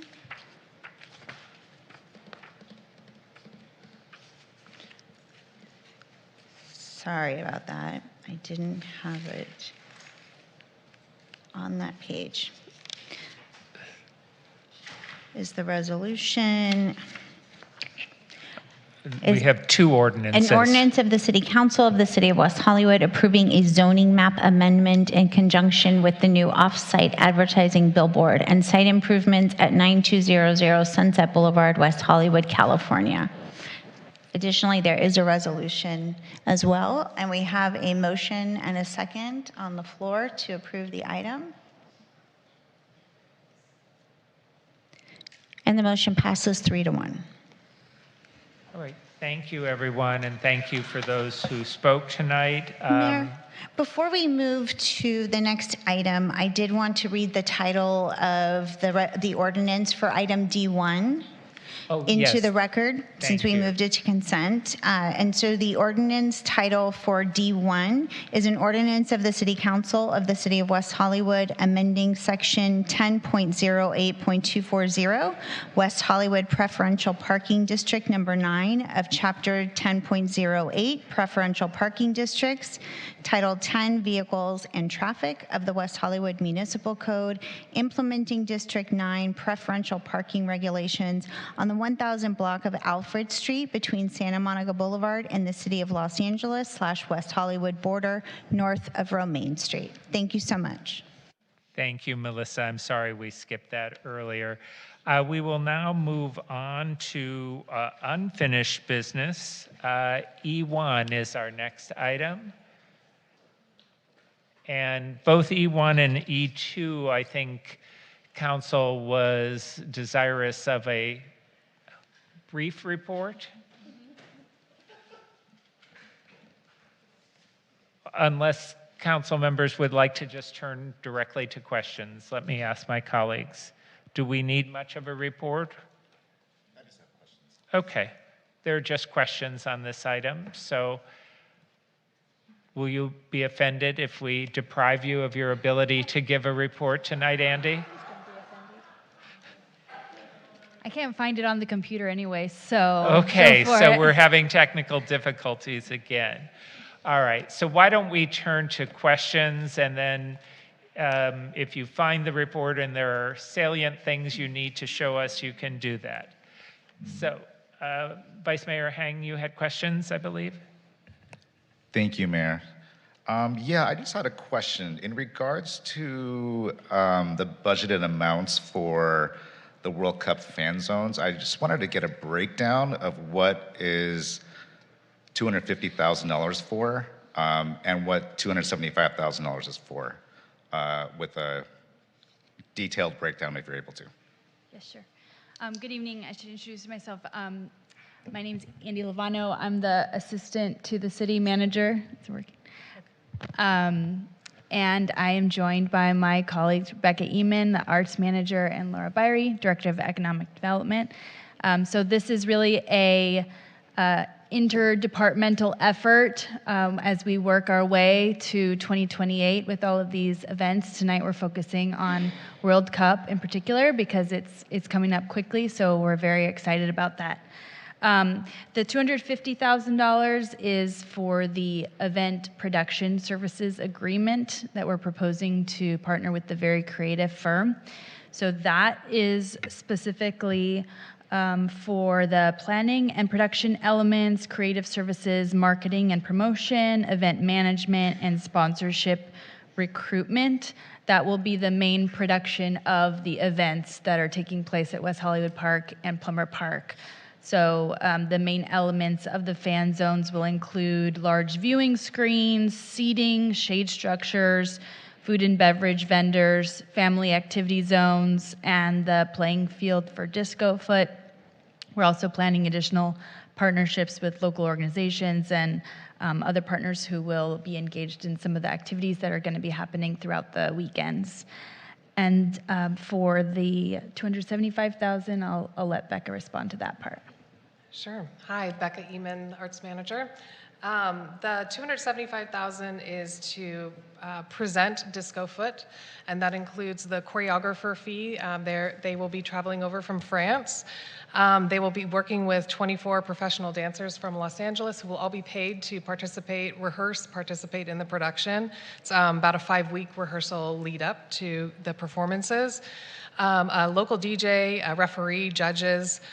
So that's kind of all encompassing of the performance fee. Thank you. So in terms of the $250,000 for the very creative firm for the World Cup fan zones itself, are we talking 1 screens? Are we talking 2 screens? Are we talking about accommodating 2,000 people, 3,000 people? Was there an initial feasibility study that was kind of completed prior to the contract being executed to see what was possible with different threshold amounts? Or the amount of the budget of $250,000 is sort of based on some of our prior knowledge and expertise of major events in West Hollywood. We have a lot of experience with putting on events of various sizes. The idea is that the West Hollywood Park fan zone will be longer. It's going to be 4 days, Thursday through Sunday. We've timed it at a time of the World Cup where there's multiple games happening throughout the day. The USA men's team is still going to be, we know for sure, playing at that time. So we're hoping that that fan zone has a larger attendance. There's going to be at least 1 large screen, like 40-foot, and then probably other smaller screens at the park as well. And then Plummer Park will be a much smaller activation that's anticipated to be more local, very family friendly. West Hollywood Park is anticipated to draw more of the visitors who are here for the games, as well as people throughout the Los Angeles region who want to watch the games. And then in terms of the Disco Foot for $275,000, do we know how many performers it is per day? What's going to happen, when there's a game? Or I'm just trying to get an idea. Sure. Disco Foot will perform up to 4 times in the fan zone at West Hollywood Park. And we don't have exact dates or times for those, but it'll be coordinated to not conflict with any of the live events. And then how long is each performance? Oh, each performance is 1 hour. Okay, so they'll be performing 12 shows. There's 3 days, right? No, 4 times total. 4 times total. Correct, yes. Okay, got it. So I guess I appreciate this idea. I thank staff for bringing everything forward, but I kind of have a little bit of issue when the cost of the show is more than the production of the event itself. We have $250,000 going earmarked to it. I guess I'm at the sentiment where if we're gonna do it, we gotta do it right. Because this is supposed to be the prelude for the Olympics, and this is a chance for our city to show the world that, yeah, we can handle a big sporting event like this, or a big event. So I'm just not sure, from my perspective, the amount that's being spent and in terms of production. But thank you. Are there other questions? Yeah, Councilmember Erickson, questions. Thank you so much. My question is involving the other local businesses that are in the surrounding area. I randomly was watching the Patriots play the Texans. Ed knows, we were there. Thank you. I actually get it. Go Pack Go. They weren't in the playoffs, and I'm legally required as a Wisconsin resident to support the Packers. They don't let you back in the state if you don't. But I noticed as I was watching, and it was Sunday, it was like the height of drag queen, time, and every bar was like watching the game. It was a good game. Are they all planning strategic things? I think the answer is yes, I've noticed more and more of them doing that type of thing, but are we in touch with them? Will that be a future kind of outreach?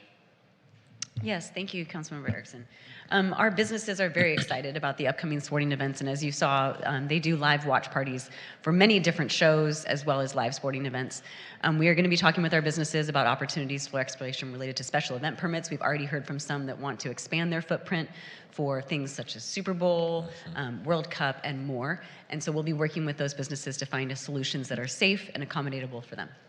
And correct me if I'm wrong, and if it's in the staff report, to say it's in the staff report. When I went to, you all did as well. Andy, you weren't in Paris, I apologize. But when we were there, every other corner had screens, projections, blow up screens in that way. That is still part of this work that we're doing to have our parks be activated in that big centralized way for the World Cup. So if people wanted to come to WeHo Park, for example, there would be a big projector, stuff like that for people to go watch. I'll let Andy speak to the WeHo Park and Plummer Park, but with regard to the businesses like you saw in Paris, we have an outreach plan to talk to the businesses because as we saw in Paris, small cafes that didn't normally have TVs rolled in TVs. I'm like thinking back to the days when they would roll in the TV into your classroom. I'm dating myself here. But they rolled in TVs to these little cafes and everyone was glued. And that was during the Olympics, but the same is true for the World Cup. And so we plan to work with our businesses to help them understand how can they, even as a small cafe, activate in some way so that everyone feels like they're part of the games. And then I'll turn it over to Andy with regard to Plummer Park and WeHo Park. Yeah, so for the park activations, our primary focus right now is on 2 weekends, one at West Hollywood Park and one at Plummer Park. If there's an interest from the council for activations on different days or, just a screen, maybe something on a much more smaller scale that's like an organic feel that we just kind of put up the screen and people can gather, we can look into that as well. Right now, we don't have that as part of the plan, but I will say that we are also kind of in a testing ground right now. We really haven't done this before, and we also haven't been in a situation where we have all of these major events coming to our area. So we're really looking at this as sort of a round 1 test for what we're going to see for the Olympics, which is really on the short horizon at this point. Thank you. And if this I guess this will still be a question. Is there a way in which we could test it out during the Super Bowl? In the sense that, could we do a pop-up at WeHo Park and see what the reaction is? I mean, it's during the day, so it's hard to, I don't know if this is an idea, but people would do it. I don't want to take away business from the bars because I know they get pretty wild and it's a fun time. But I do think everyone will benefit from this way. So I don't know if that's something potential that we could still do for the Super Bowl. It's too soon probably because it's February. I think it's the 8th. 3rd. Thank you, Ed.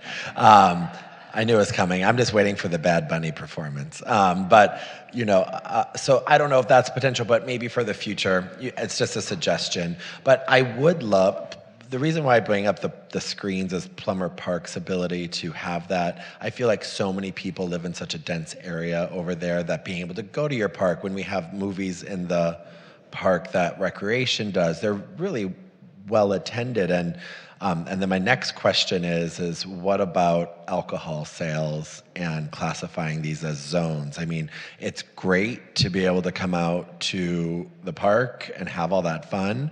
There are some people that want to engage in having a beverage or two, and then some that don't want to have soda and water. But is that on the horizon for this, or what are we thinking of? So the entertainment zone was a direction from the council, and Laura, feel free to jump in. It is an extensive process to get those approved that requires an ordinance to be approved and then additional noticing for when they're activated. So it's a short timeline to get it approved between now and the World Cup, but it's something that we're looking into. And regardless of that, we are looking into having a beer garden of some kind at the West Hollywood Park activation. Yeah, I mean, I think that makes the most sense. People will come, they'll hang out, but you can only have so much Diet Coke, or whatever you're drinking. And I just think that, a beer garden, people want to have it, and you're having a drink, in that way. So I would, if my colleagues, after their comments, are more amenable to that, I just think that general direction for you to do it. I mean, Beverly Hills had it at their art show earlier last year, and it had music and they had lots of stuff, but it was fairly popular. So those were comments and questions, Mayor. Yes, I know. I was going to remind I know. you. I felt the burning eyes in the back of my head. But you put me over here now, so now I can't see you. So there you go. Are there other questions? Okay, so are we ready to move to comments? I see Councilmember Byers is eager to comment. I'm so excited about these plans. Since the time we approved them and reapproved the name, I've been really looking forward to what's to come starting this year. I know this is about launching into the World Cup, which feels imminent, right around the corner. Super Bowl already happened in my mind, so we're definitely not talking about a pop-up in the park. That's crazy. But I think looking to the World Cup, everything that's put together feels really exciting. I know part of what I've been looking forward to is the partnerships and the community support of this. The West Hollywood Soccer Club is so excited for what we're building here. Just saying this sort of out loud, we know that many of the members of the club will be participating in the gay games and leaving for the weekend that we've chosen. So I want to make sure that the July weekend that we pick, that is meant to be very local and for our community, can be a date after most of them return, which I think is July 5th, which probably works out really well for our calendar. So just putting a note out, because I know members of that club have offered and want to be a part of supporting, the family part of the activations, kids pop-ups, whatever it may be. So I just appreciate your work with them to make sure that our local athletics are out in front of a part of this. I think that the June date weekend is fabulous. Actually, looking at the schedule for events, 7 p.m. Thursday night, the United States plays. So it kicks off a 4-day fest in West Hollywood. It drags people out on that Thursday night, gets them looking at the schedule of events that's posted in the park, and help them reimagine what it looks like to keep coming back out, or spread the word that was a great place to be. We know screens work really well. We've seen them during Pride all day long. Movies in the park happen on a lower budget, so not really worried about what it looks like for us to pop up and make this happen. But thrilled about the disco foot part of this. I think there's something really sweet about our tiny local city making a European connection in this moment ahead of the Olympics coming too. So I just really appreciate the thoughtfulness of this plan, the way that you're slowly and thoughtfully building and getting the broader business and community-based organizations to understand that the roles that they can play too. And I think it's going to be a really exciting summer and multiple summers ahead. I don't want to also lose the work around the Route 66 Centennial that's buried in here and all the great art activations. There's so many murals that are going to be both temporary and long-term installations. So there's just so much baked into this item that we almost just pushed to consent. And I really hope the community gets the chance to wrap their minds around it and start calendaring all these dates. So I thank you all for your work on this. Looking forward to it. Thank you. Vice Mayor Hang. Councilmember Meister, would you like to go? No, it's all right. We're so polite to one another. Thank you, Mayor. Actually, I had a question for Andy. I think it's important if we have some sort of FIFA affiliation or connection. Is that something that the city looked into to further market this event, so to speak? Yes, so there are some official FIFA fan zones, And there are strict requirements. There was an RFP that went out in the fall. So they had to have a minimum attendance of 5,000 plus. And we just didn't feel like the scale of that is kind of what we were looking for this at this time. FIFA has a lot of strict guidelines. So we are following those guidelines. We'll probably have a licensing agreement to just even show the games. And so we're working closely with partners at LASEC, who's the LA host committee. They do like a monthly Zoom for stakeholders. We just participated in one last week, and every time there's more information that's coming out. So we're staying very closely informed on all of those connections. I know they're also working on a website that you can submit your events to that will be kind of, throughout the LA region, all of the things that are happening. So we'll definitely do that. Metro is also working on promoting events that are transit friendly. So we'll definitely do that as well. So we're connected, but we're not an official FIFA fan zone. Thank you. And then what type of scale are we looking at here for our city? I think the West Hollywood Park fan zone, I mean, it could be like up to 2,500 people. Plummer Park will probably be less than 1,000. Okay, because the ABC Book Festival had 15,000 people in West Hollywood Park? 15,000 is like Pride level. Yeah. For Out Loud. But I think ABC Book Festival did have close to like 1,500 maybe. Okay, got it. Yeah. So I'm in support of this. I think it's really great. I want to express with the caveat, if you need more money, I don't know what we can do here as the council, so that way they're not boxed in to that amount, because I don't feel like that's going to be enough. I don't want to do anything half-baked, so to speak, and I want to give staff the resources to be able to pull off an elite event. Nobody wants to come to West Hollywood and experience something janky. They won't come back. So I would, see where my colleagues land on this, but I think we have to invest in a project. We have to put our money where our mouth is in order for something to be successful. And I think it might be a little more than what is being requested. Thank you. Thank you. Councilmember Meister. Thank you, Mayor. So, thank you for this report, and I'm supportive of the item. Obviously, my concerns look at the political landscape, and I just want to make sure that we, are realistic and are following what's going on, because honestly, we don't know what's going to happen. And tourism can go either way with what's happening with our federal government and the person who calls himself president. So I just want to make sure we're just very hyper aware and thinking about alternatives if we have to. And I'm also very supportive of making sure that our businesses are part of this effort. And my personal feeling is that, we want to push the alcohol to the bars so that we are not in competition with our businesses. And that's pretty much it. Thank you.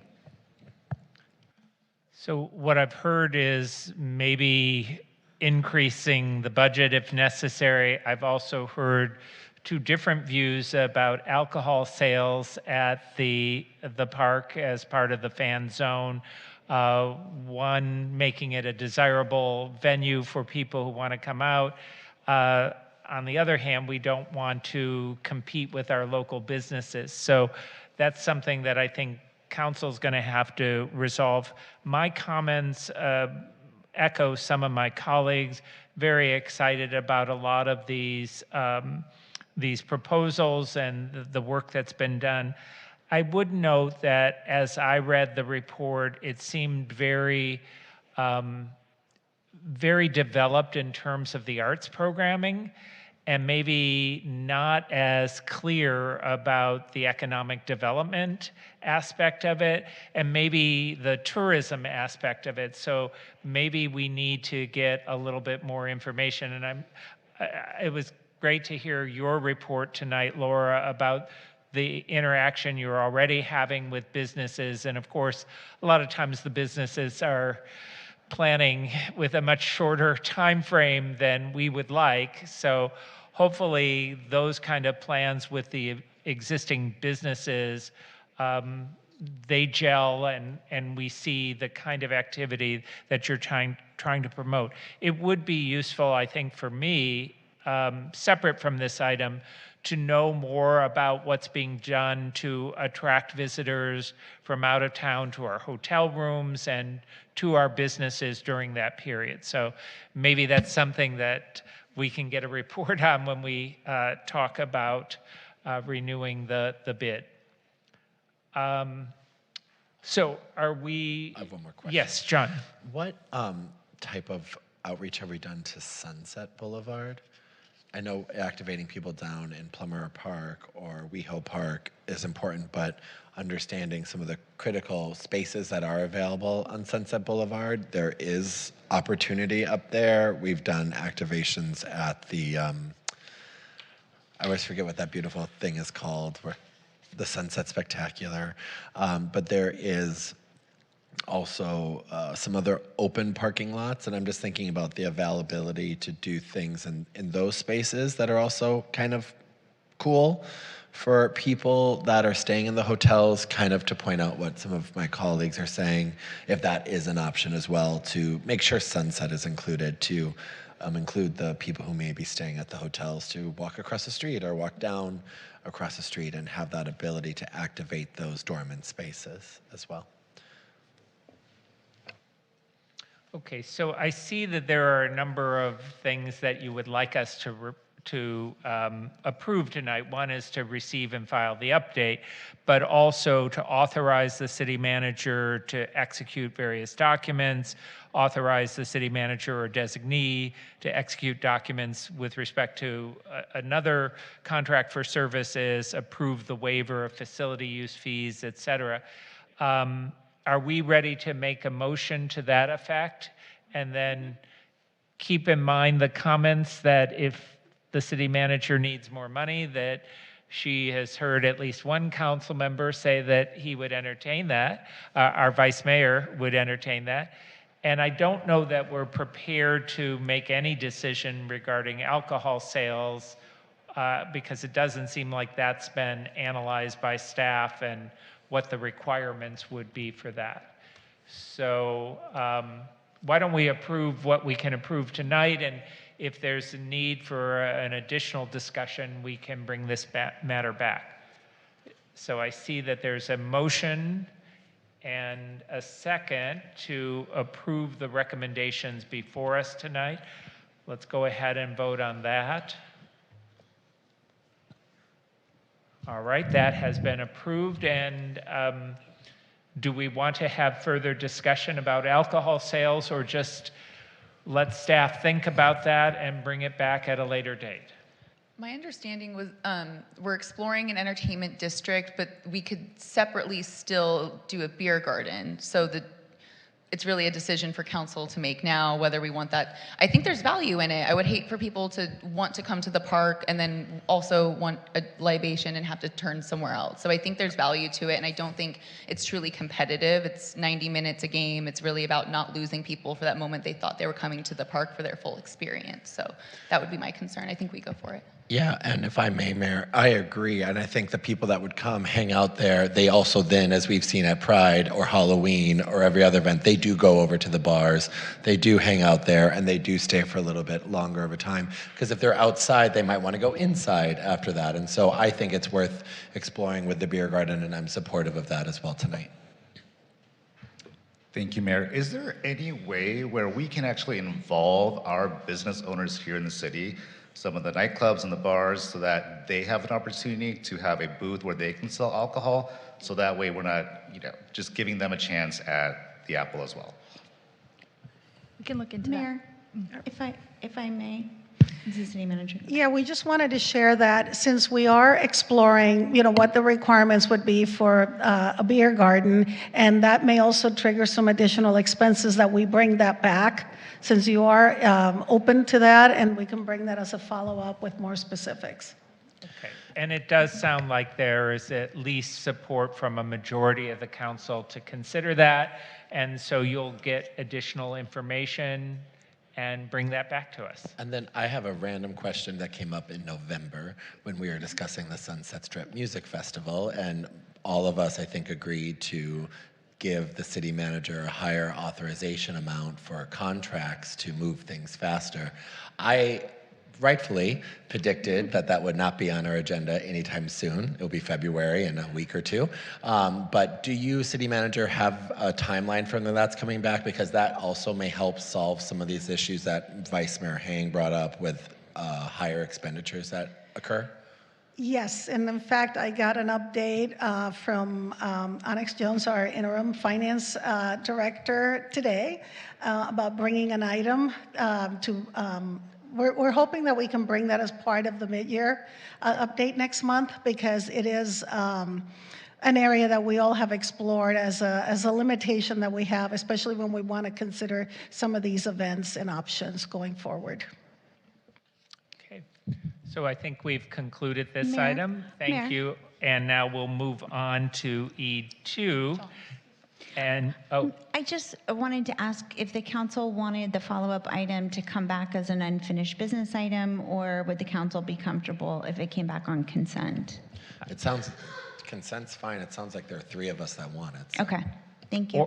and maybe more. So I think consent would be fine. Okay, thank you. Okay. I just want to say one thing, that the inclusion of a beer garden can happen in the current budget. So that's already something that's contemplated. So I just want to put that out there. I'm not sure if that was clear.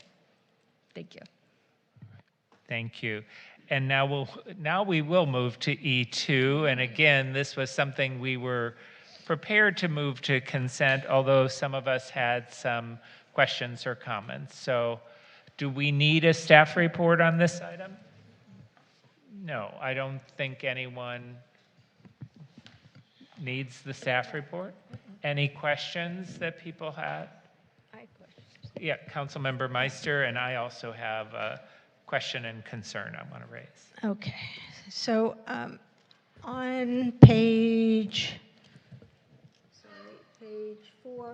4 of the staff report, you have some bullet points about industry studies and percentages of, for example, labor represents 30% of total costs. And then you talk about commercial rents, that it should be no more than 5 to 8%. I guess on the labor question, is that what it is, or is that what it should be? And if it's what it is, then what should it be? Does that make sense? Mm-hmm. And then the same thing for the commercial rents. It seems to me that you're saying that it should be 5 to 8% of gross sales, but what is it if it's not that? Thank you, Councilmember Meister. Laura Byrie, Director of Economic Development, joined by Paolo Kesperit, our Business Development Manager. The stats that you're referring to on page 4 of the report come from the California Restaurant Association. This is giving you a guideline as to what percentage of costs are associated with each different category. Each business model, each business that operates here in the city of West Hollywood, some will fall within this range and some will fall well outside of it. We don't have the specifics on the individual businesses where each of them fall within these ranges. This was given as context and background. When our businesses talk about the thin margins that they operate on, particularly our restaurant industry, and they wanted to explain to us as we were meeting them as part of these stakeholder outreach, what it was that was causing those thin margins and how the different costs increasing and what levers could be pulled or adjusted in order to help them continue to be profitable in our community. So these are not actuals. These are what the restaurant industry is saying they are typically. They are typically. Okay. This is what the industry says that they typically see across the nation in California. So, but I guess what I'm trying to say is it might be helpful to know what our West Hollywood restaurants are in those categories to see, you know, how, if there are other policies or things that we want to bring forward that might address, you know, specific issues, you know, so that's why I'm asking. And then my other question is, when we did the small business grants, I don't remember if it ever came back to us and staff told us it was successful and we, you know, those businesses are still in existence, or it wasn't successful and those businesses died shortly thereafter. But you're asking us to approve, you know, grants, and it's not a substantial, you know, amount of money in the big scheme of things, but I just want to make sure that if we tried this before, it was, you know, an initiative we did after COVID or during COVID, was it a successful, you know, initiative that would make us want to do it again? Yeah, so the grant that was done during COVID was a $5,000 grant up to $250,000 for businesses that were affected by the COVID-19 pandemic. But as a result of the qualifications that we had put on, being the business could not get any other type of funding from an outside source, so whether it be the federal government or the state or any type of county grant funds that were happening, a lot of the businesses were not able to qualify for that. We did get 4 that we awarded as part of that process. I don't necessarily have the statistics on where those businesses are now, but there were 4 that were awarded the $5,000 at that time. Are there other questions or comments? I guess my concern about this is that I think for some of the larger restaurants, $15,000 is really not a lot of money. If it's a business that is generating, let's say, $2 or $3 million annually, and they're still having trouble making it as a business, that I don't know that $15,000 is likely going to make a difference to keep them operational.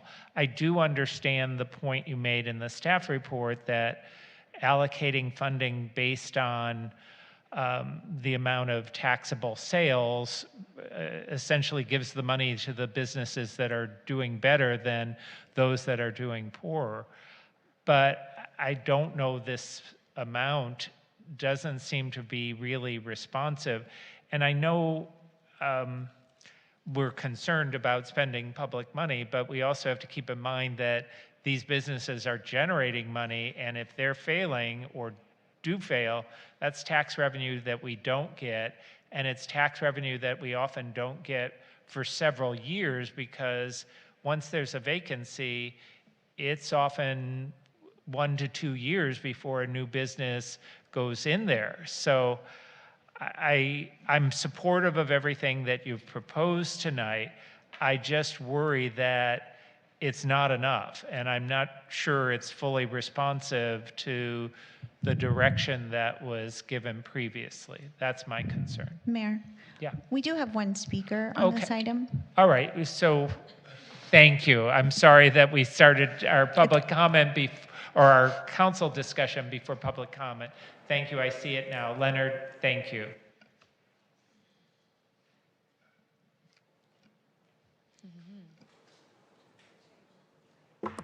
Thank you and good evening. I'm going to get well practiced at this, I think. Good evening, Mayor Holloman, Vice Mayor Hang, and council members. I'm speaking on behalf of the West Hollywood Chamber of Commerce in strong support of this agenda item. Restaurants are foundational to West Hollywood's identity and economy. With roughly 250 restaurants, the sector employs thousands of workers and represents more than a quarter of our local workforce. Beyond the numbers, restaurants are community gathering spaces and a key driver to tourism, especially as recovery remains uneven. Today, these businesses face serious and compounding pressures: rising rents and insurance costs, labor challenges, shifting consumer habits, and declines in international tourism. We are seeing increased instability and local closures, and without action, we are risking losing establishments that define West Hollywood's character. The Chamber appreciates that item E2 proposes a proactive, collaborative approach, starting with a direct outreach to business owners and developing targeted supports tailored to the realities of our local market. We also strongly support the focus on independently operated non-hotel restaurants that are most vulnerable to closure. This item is an important step to stabilizing one of our city's most critical industries. The Chamber stands ready to partner with the city on outreach and engagement and to help shape a program that delivers real, timely impact.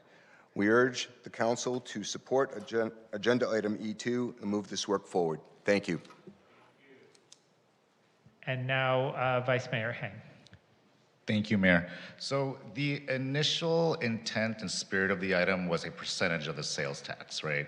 So how did staff come up with the figures that came up? Because different businesses pay different rents, so to speak. And like the mayor said, they have different numbers of employees. And then you have a restaurant like Lavo that made a lot of money that unfortunately didn't make it, right? So how did you come up with your figures? Well, the figures that were in the staff report are basically an average of the current available price per square footage that is publicly available. That is based on the thresholds that are before you. Staff came up with a cap for the program of $250,000, using those kind of thresholds for square foot to provide some equity as far as the process. So businesses that typically are larger square footages have larger operating costs, and so providing a more tiered structure to the grant program instead of a universal concept is how that approach was given. Thank you. I mean, I would like additional direction to be given to come back with options on a percentage of the sales tax, which was the initial intent of the item. Thank you. Thank you. Councilmember Byers. Thank you. I will come back to Vice Mayor Heng's comments, but wanted to just sort of focus in on the aspects of the report that spoke about the removal of fees for special events, and wanted to also understand what it would look like to remove or sort of adjust the processes for special events in general. I know the fees are a barrier, but we've looked and given the business community, and I can't even remember exactly where it's at right now, but a certain limit or number of special events each year.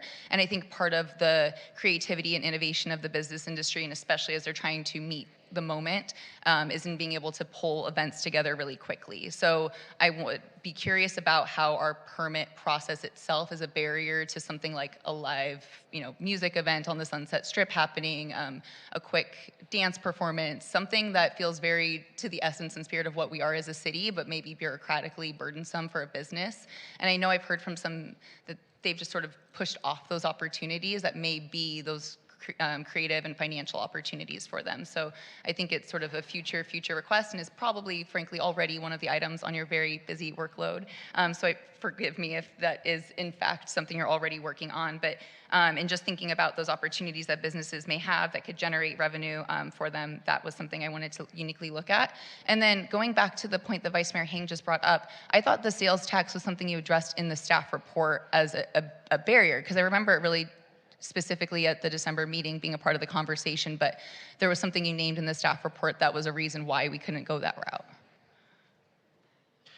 Yeah, in the staff report, we itemize out several reasons why a rebate program probably isn't the best way to kind of help restaurants who need it the most.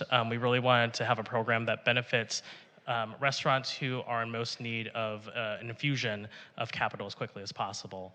And so along with the CDTFA guidelines, usually those kind of sales tax rebates are brought in for larger kind of developments that we're trying to bring into the city, and we're giving a portion of the sales tax back as a job retention or some type of program in that sort. And so they're kind of one-off programs. This would require us to potentially enter into agreement with all restaurants who are part of that, which again is not only administrative burdensome for the city, but also for the restaurant itself who are trying to fill out these agreements. Secondly, the sales tax is used for our general fund dollars, which go to a myriad of expenses that the city uses.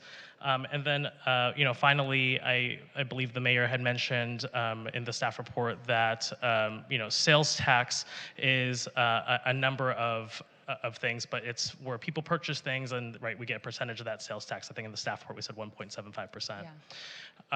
And so the restaurants that are doing quite well are obviously generating more sales tax dollars, and the restaurants that maybe are having some difficulty at this time, getting customers in the door, getting them to spend as much money, aren't generating as much sales tax revenue.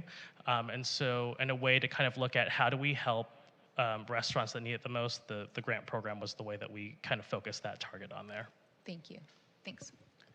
Thank you. Councilmember Erickson. Thank you so much. And I know this is an issue that comes up every single day with our restaurants. And look, we know the what's the right word? The issue that people want to blame is the minimum wage, but I want to go back to the report that I believe you did, or the survey of business owners, was that about 2 years ago, that FM23 did? And I believe the minimum wage was listed as 4th or 5th actually on that list, and the number one issue is actually commercial rents, cost of goods, insurance, one other thing, and then the minimum wage.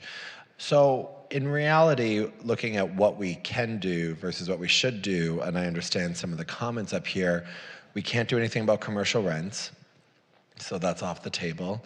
We can't do anything about insurance, so that's off the table. We can't do anything about the cost of goods, so that's off the table. The minimum wage was approved as part of this council, and it can only be unapproved by the voters, so I'm guessing that's off the council. So in reality, these subsidies that you're looking at, business fees being waived, parking requirements, I mean, it's the little things that we can help try to figure out. I'm supportive of what Councilmember Byers was talking about, specifically regarding a lot of the events and activations that happen throughout our business nightlife cacophony that is out here of amazing things. But I do know for a fact that I think some businesses can only get one business permit to have a drag queen, like once a month or twice a month. I can't remember the exact wording of their CUPs, but that's the type of stuff that we should, and I believe in the Rainbow District item, we just said we wanted to get rid of, because if there's not a drag queen on the boulevard every single night, we're doing something wrong as the gayest city in America, frankly. But I think those are the things that help when they have to understand the different costs of businesses. I really appreciate places like beaches, well, little beaches, or what's it called? Beaches Tropicana. Well, that's the big beaches. Little beaches, as I go on the other side, that's what I call it.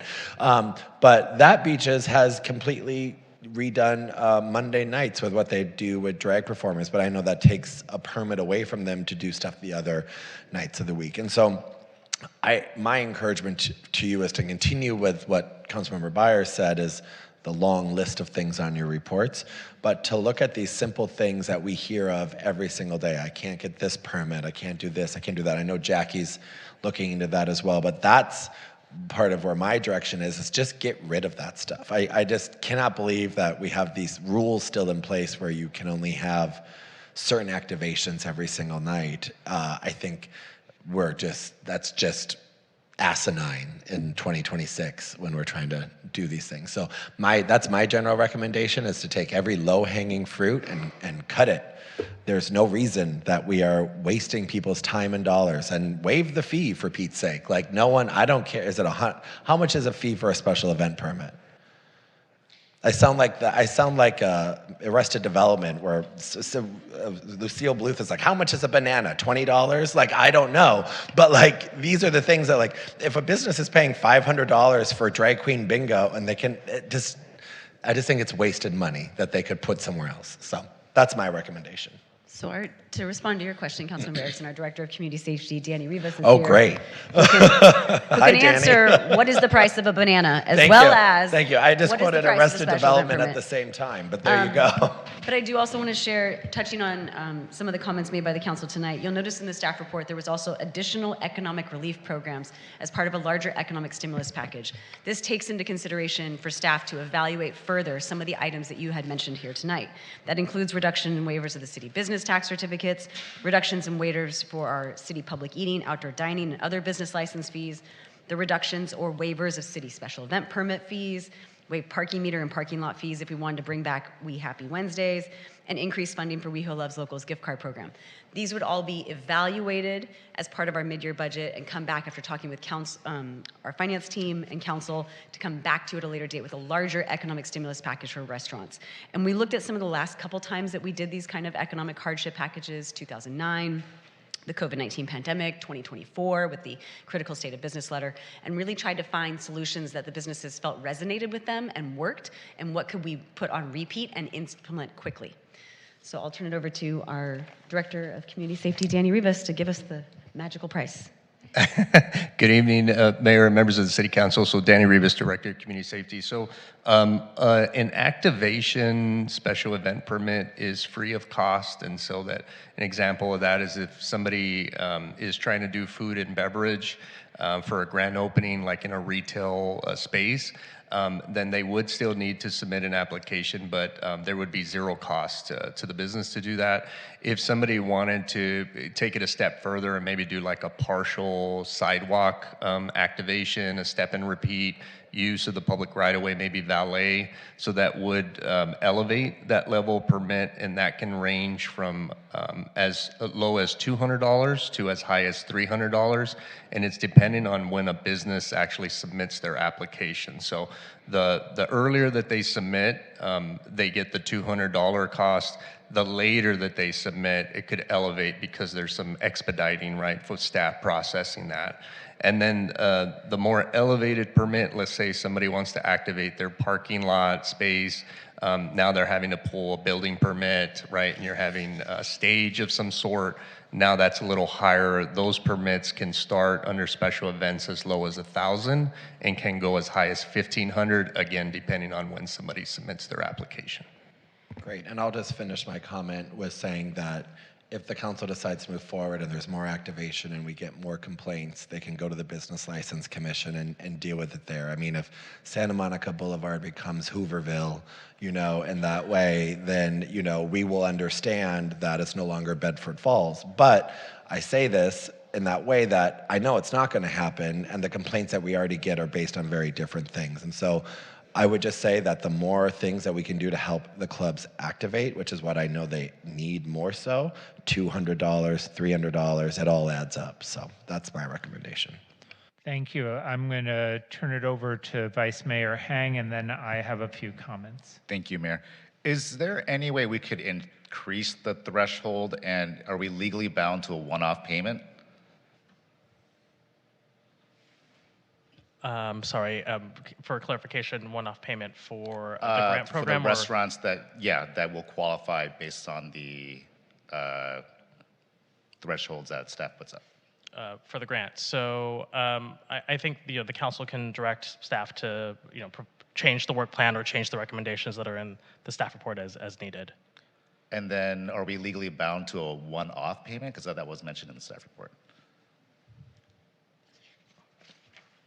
I think he's asking, can we repeat this? Could it be an annual if we continue to see the economic conditions be challenging for our restaurants?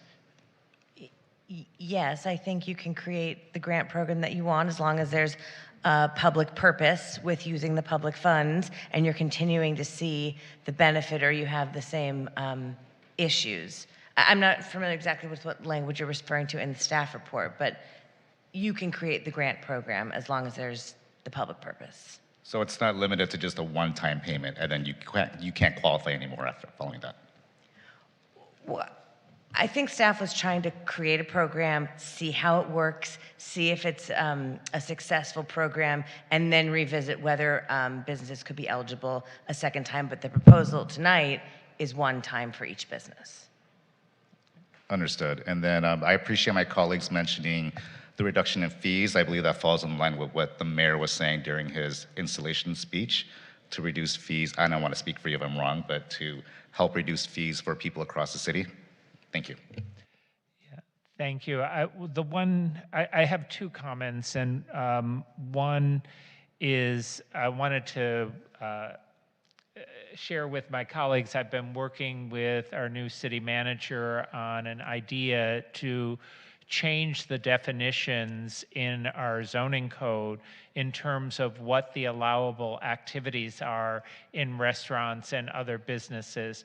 Some of the things that require a special permit may no longer need to if we change our definitions in the zoning code and specify that these activities are permitted restaurant activities and don't require a special permit.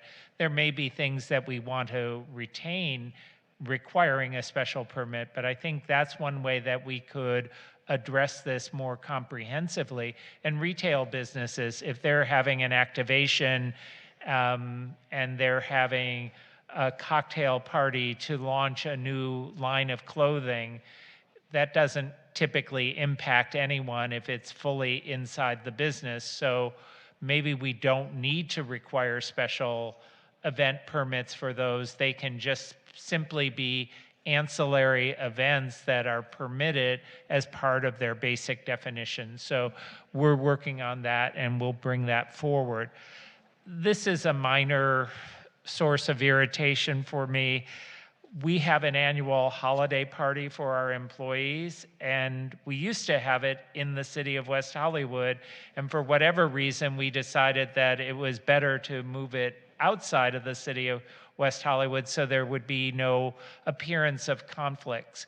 I think that, in my mind, is ridiculous. I think we should be having that annual event at a West Hollywood venue and spending our city revenue at our city businesses, not businesses just outside our border. So I hope that's something that maybe there are other reasons for that policy that I'm not aware of, but it never struck me as making a lot of sense. And I hope we go back to having the annual party in the city of West Hollywood and giving that business to our own businesses. So I think it sounded like there was support for all of the recommendations, but there was some additional direction that was given. And I know that you're going to continue doing that kind of work. Are we prepared to approve the recommendations that staff gave us tonight? If so, I see there's a motion from Councilmember Byers, and Councilmember Meister has a question or issue. Yeah, I just want to make sure that what we approve does include the gift cards and the Wednesdays, the free parking Wednesdays. That seemed to be very successful, and maybe we expand upon that during the week.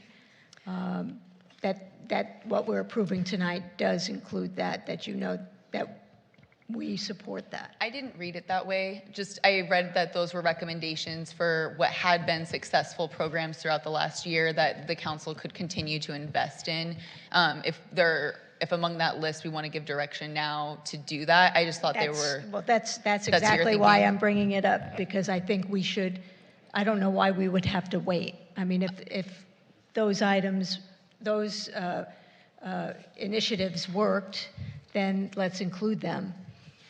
What I heard staff saying was that they were going to continue to evaluate whether they worked, and that was part of their work plan. But Laura is eager to share her expertise with us. Happy to. So with the approval of the item tonight, it would be direct us to explore these other options of repeating them. Yeah. And we would do that in conversation with our finance team in order to ensure there was budgetary allocations available for all of these. We would come back to you. You have your mid-year budget presentation coming up, and then you have your full budget presentation that will be coming up in the next few months. So your direction tonight would tell us to work with the budget team and our finance director to identify the funding sources, the opportunities, what's feasible, and then bring that back to you for approval. Okay. Okay, we're all clear now on what is being recommended.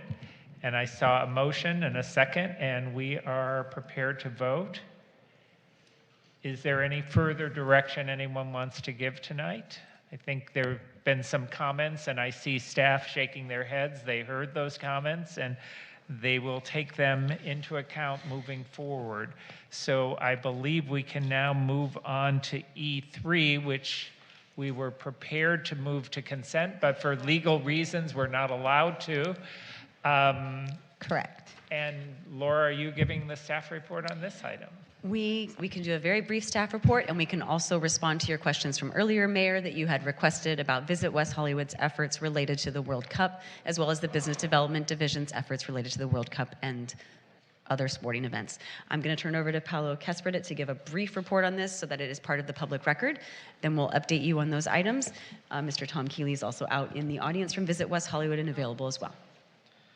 Great. We'll make this 60 seconds. So tonight's meeting is just to hear public testimony regarding the renewal of the Tourism Improvement District. Visit West Hollywood does manage the Tourism Improvement District, and this item is to request the district be renewed from April 1st of 2026 through June 30th of 2035. It would set the Tourism Improvement District assessment rate to 4% from its current 3%, with the ability to increase it to 5%. And so this will generate $2.6 million, which is really timely given our major events that are coming to the city very soon. And that ends the report. Yep. Less than a minute. Thank you. Questions for? Did you want the additional updates on World Cup? Yes, just briefly, because I don't want to Certainly. delay my colleagues. So the brief update, Visit West Hollywood has been working with our local hotels and the LA Sports and Entertainment Commission on room blocks. They've also been working with On Location, which is the hospitality partner. We also have businesses in the city that have identified corporate sponsors that want to host hospitality houses at their locations. And then staff has been working collaboratively with LA Sports and Entertainment Commission in ensuring that our activations, our hotels are represented in the fan guides as well. Great. Other questions? And you had asked about hospitality houses with other countries. Yeah. I wanted to let you know that we did have discussions. Unfortunately, they have not taken us up on those offers. We've met with them, but they have not selected West Hollywood. We won't name the city that they selected. We're very disappointed. Okay, but you can continue to work with them and work with other countries that might be interested in having a hospitality house in West Hollywood. Most certainly. On the subject of sporting activities, can we ask the Visitors Bureau to also try to work with the marathon people who don't seem to bring any hotel business to West Hollywood, even though they go through the city? Okay. I see a motion and a second. Any further discussion? I just want to quickly thank the Visit West Hollywood for being great partners. I know I brought items that January, education. You've all been great partners. The WeHo Loves Locals, though, especially to run it twice in the last year, to work with the community through all the different hiccups, which were very few and minor, but I really appreciate all of that work this year. Thank you. Thank you. All right, we're ready to vote.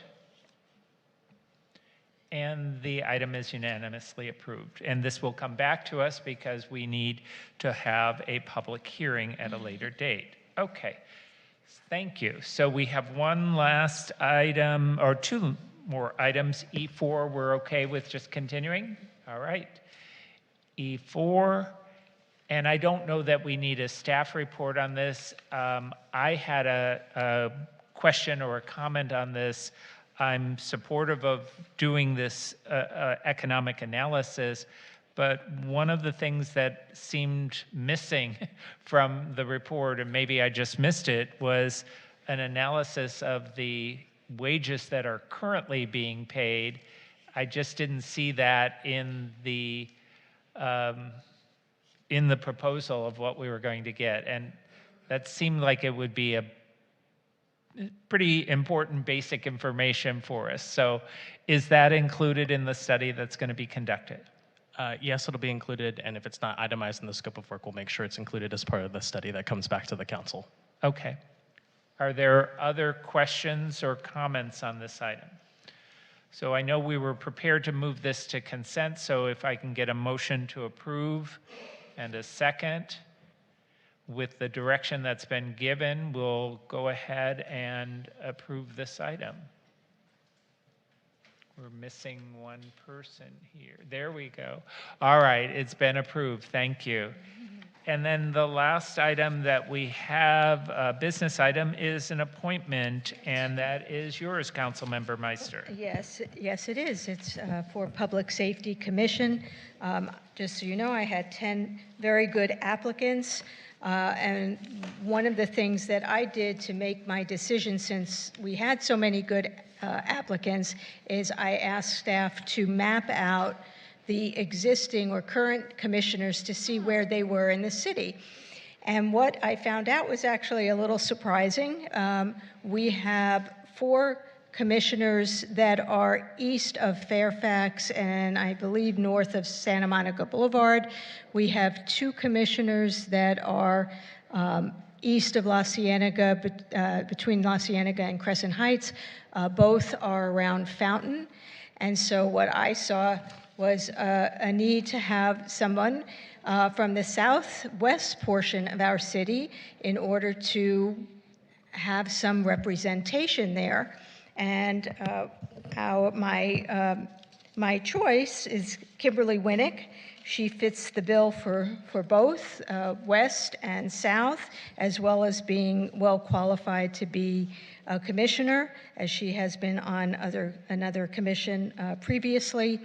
And I just also want to suggest, so congratulations, Kim Winnick, wherever you are. And I also want to thank all of the applicants. Like I said, I had a lot of good applicants, and the way that I felt was best to make my decision was to look at where everyone lived, even though all of our commissioners are supposed to represent all of our residents and all of our city, especially with public safety. Each one is coming with their own experience, their own living experience, their neighborhoods, and I felt that it was important to have neighborhoods in the Southwest area represented. I would also like to suggest for future that when we look at at-large appointments, and this may not include the mayor and I, but as all of you move forward, that when we look at at-larges, that we also look at where existing commissioners are located, where they reside, so that we can see, if there is representation across the city, and that would be a great thing for our city clerk to do when we do have open at-large positions, and even when we have any open position, because I think it's helpful for that decision-making for all council members. So congratulations, Kim, and again, thank you to all the applicants. Much appreciate your time, and I'm sure if there's another opening, I'd be happy to look at you for one of those other positions. Thank you. So congratulations to Kimberly, who's with us tonight. And that completes all our agenda items except excluded consent calendar. We don't have any. Do you have any additional public comment? No, Mayor, we do not. Okay, so we'll now turn to council member comments and meeting attendance reports. Councilmember Byers. First, congrats on a great first meeting, Mayor. So happy to have you at the dais. My attendance reports, I attended the first Los Angeles County Affordable Housing Solutions Agency Board meeting of the year. A community member had asked me to share a little bit more about what those meetings entail, so I will do that, especially because the work of the agency is heating up in a really exciting way. Folks may remember or not, but the measure that was passed by ballot countywide on November 2024, Measure A, funds this agency, La Casa.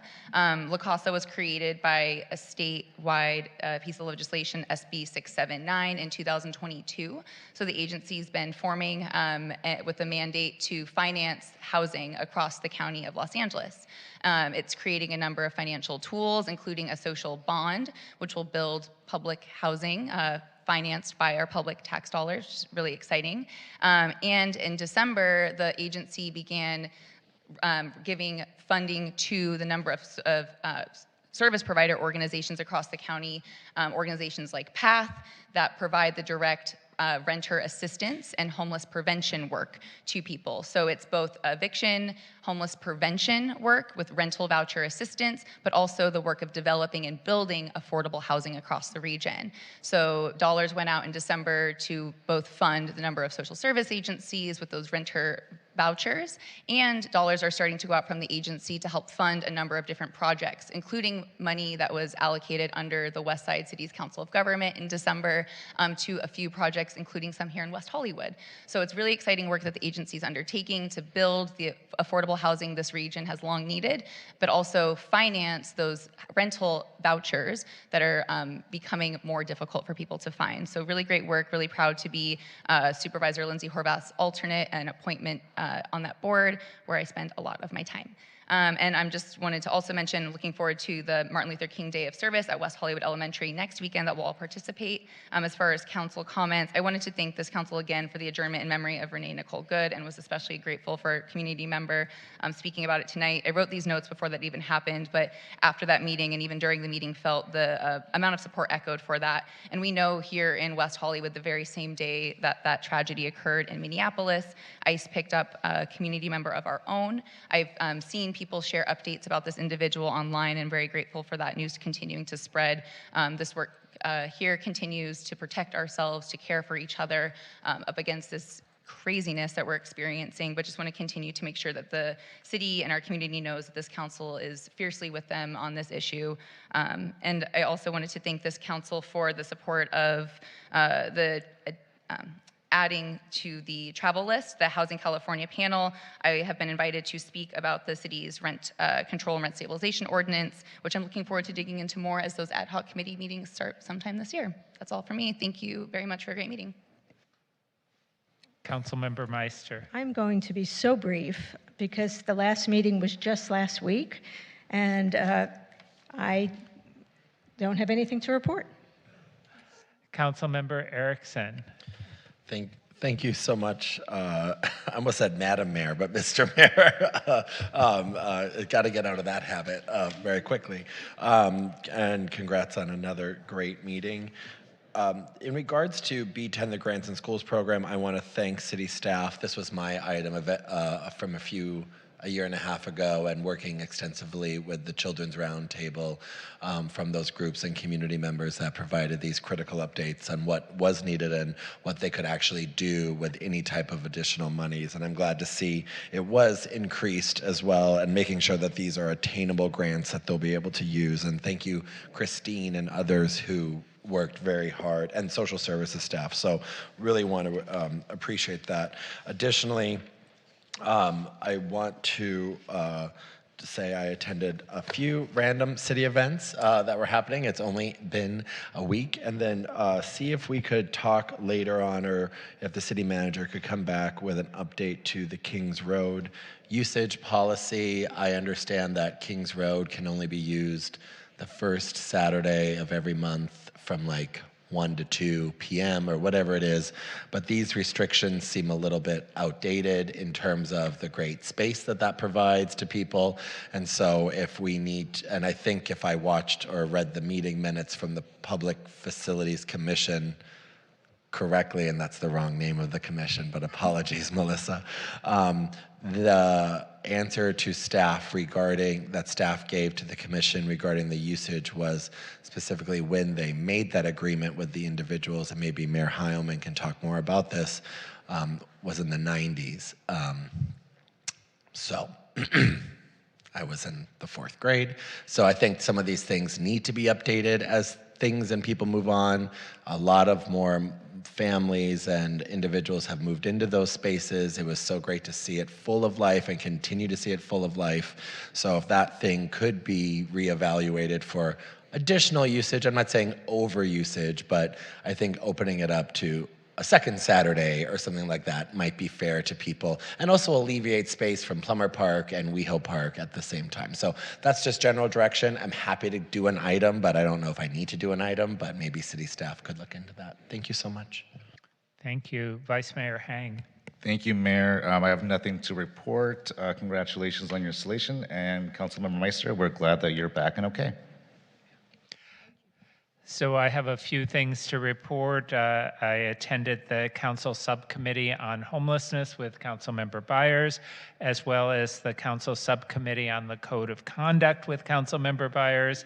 One important update that we received at the subcommittee on homelessness is the successful launch of Holloway House, and within the first month of it opening, the facility was full.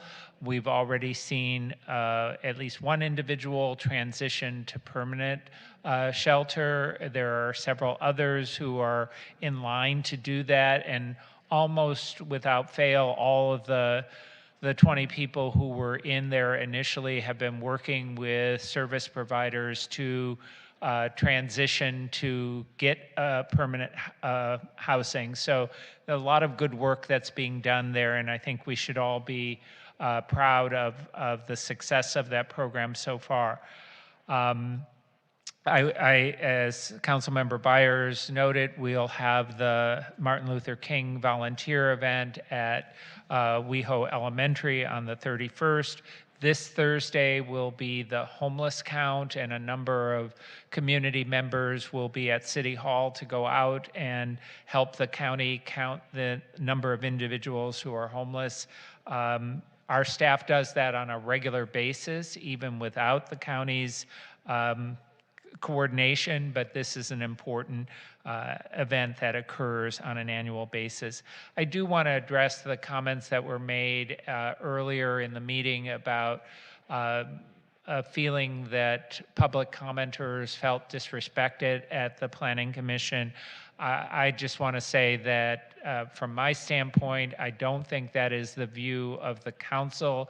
We welcome people's comments at our council meetings, whether we agree with you or disagree with you, regardless of what neighborhood you're from. We want you to feel free and welcome to comment on matters and express your views about the city's business.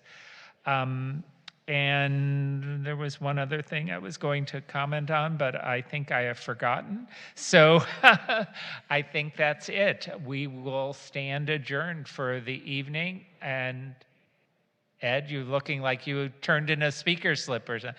We will end tonight's meeting. So thank you, everyone. We are adjourned.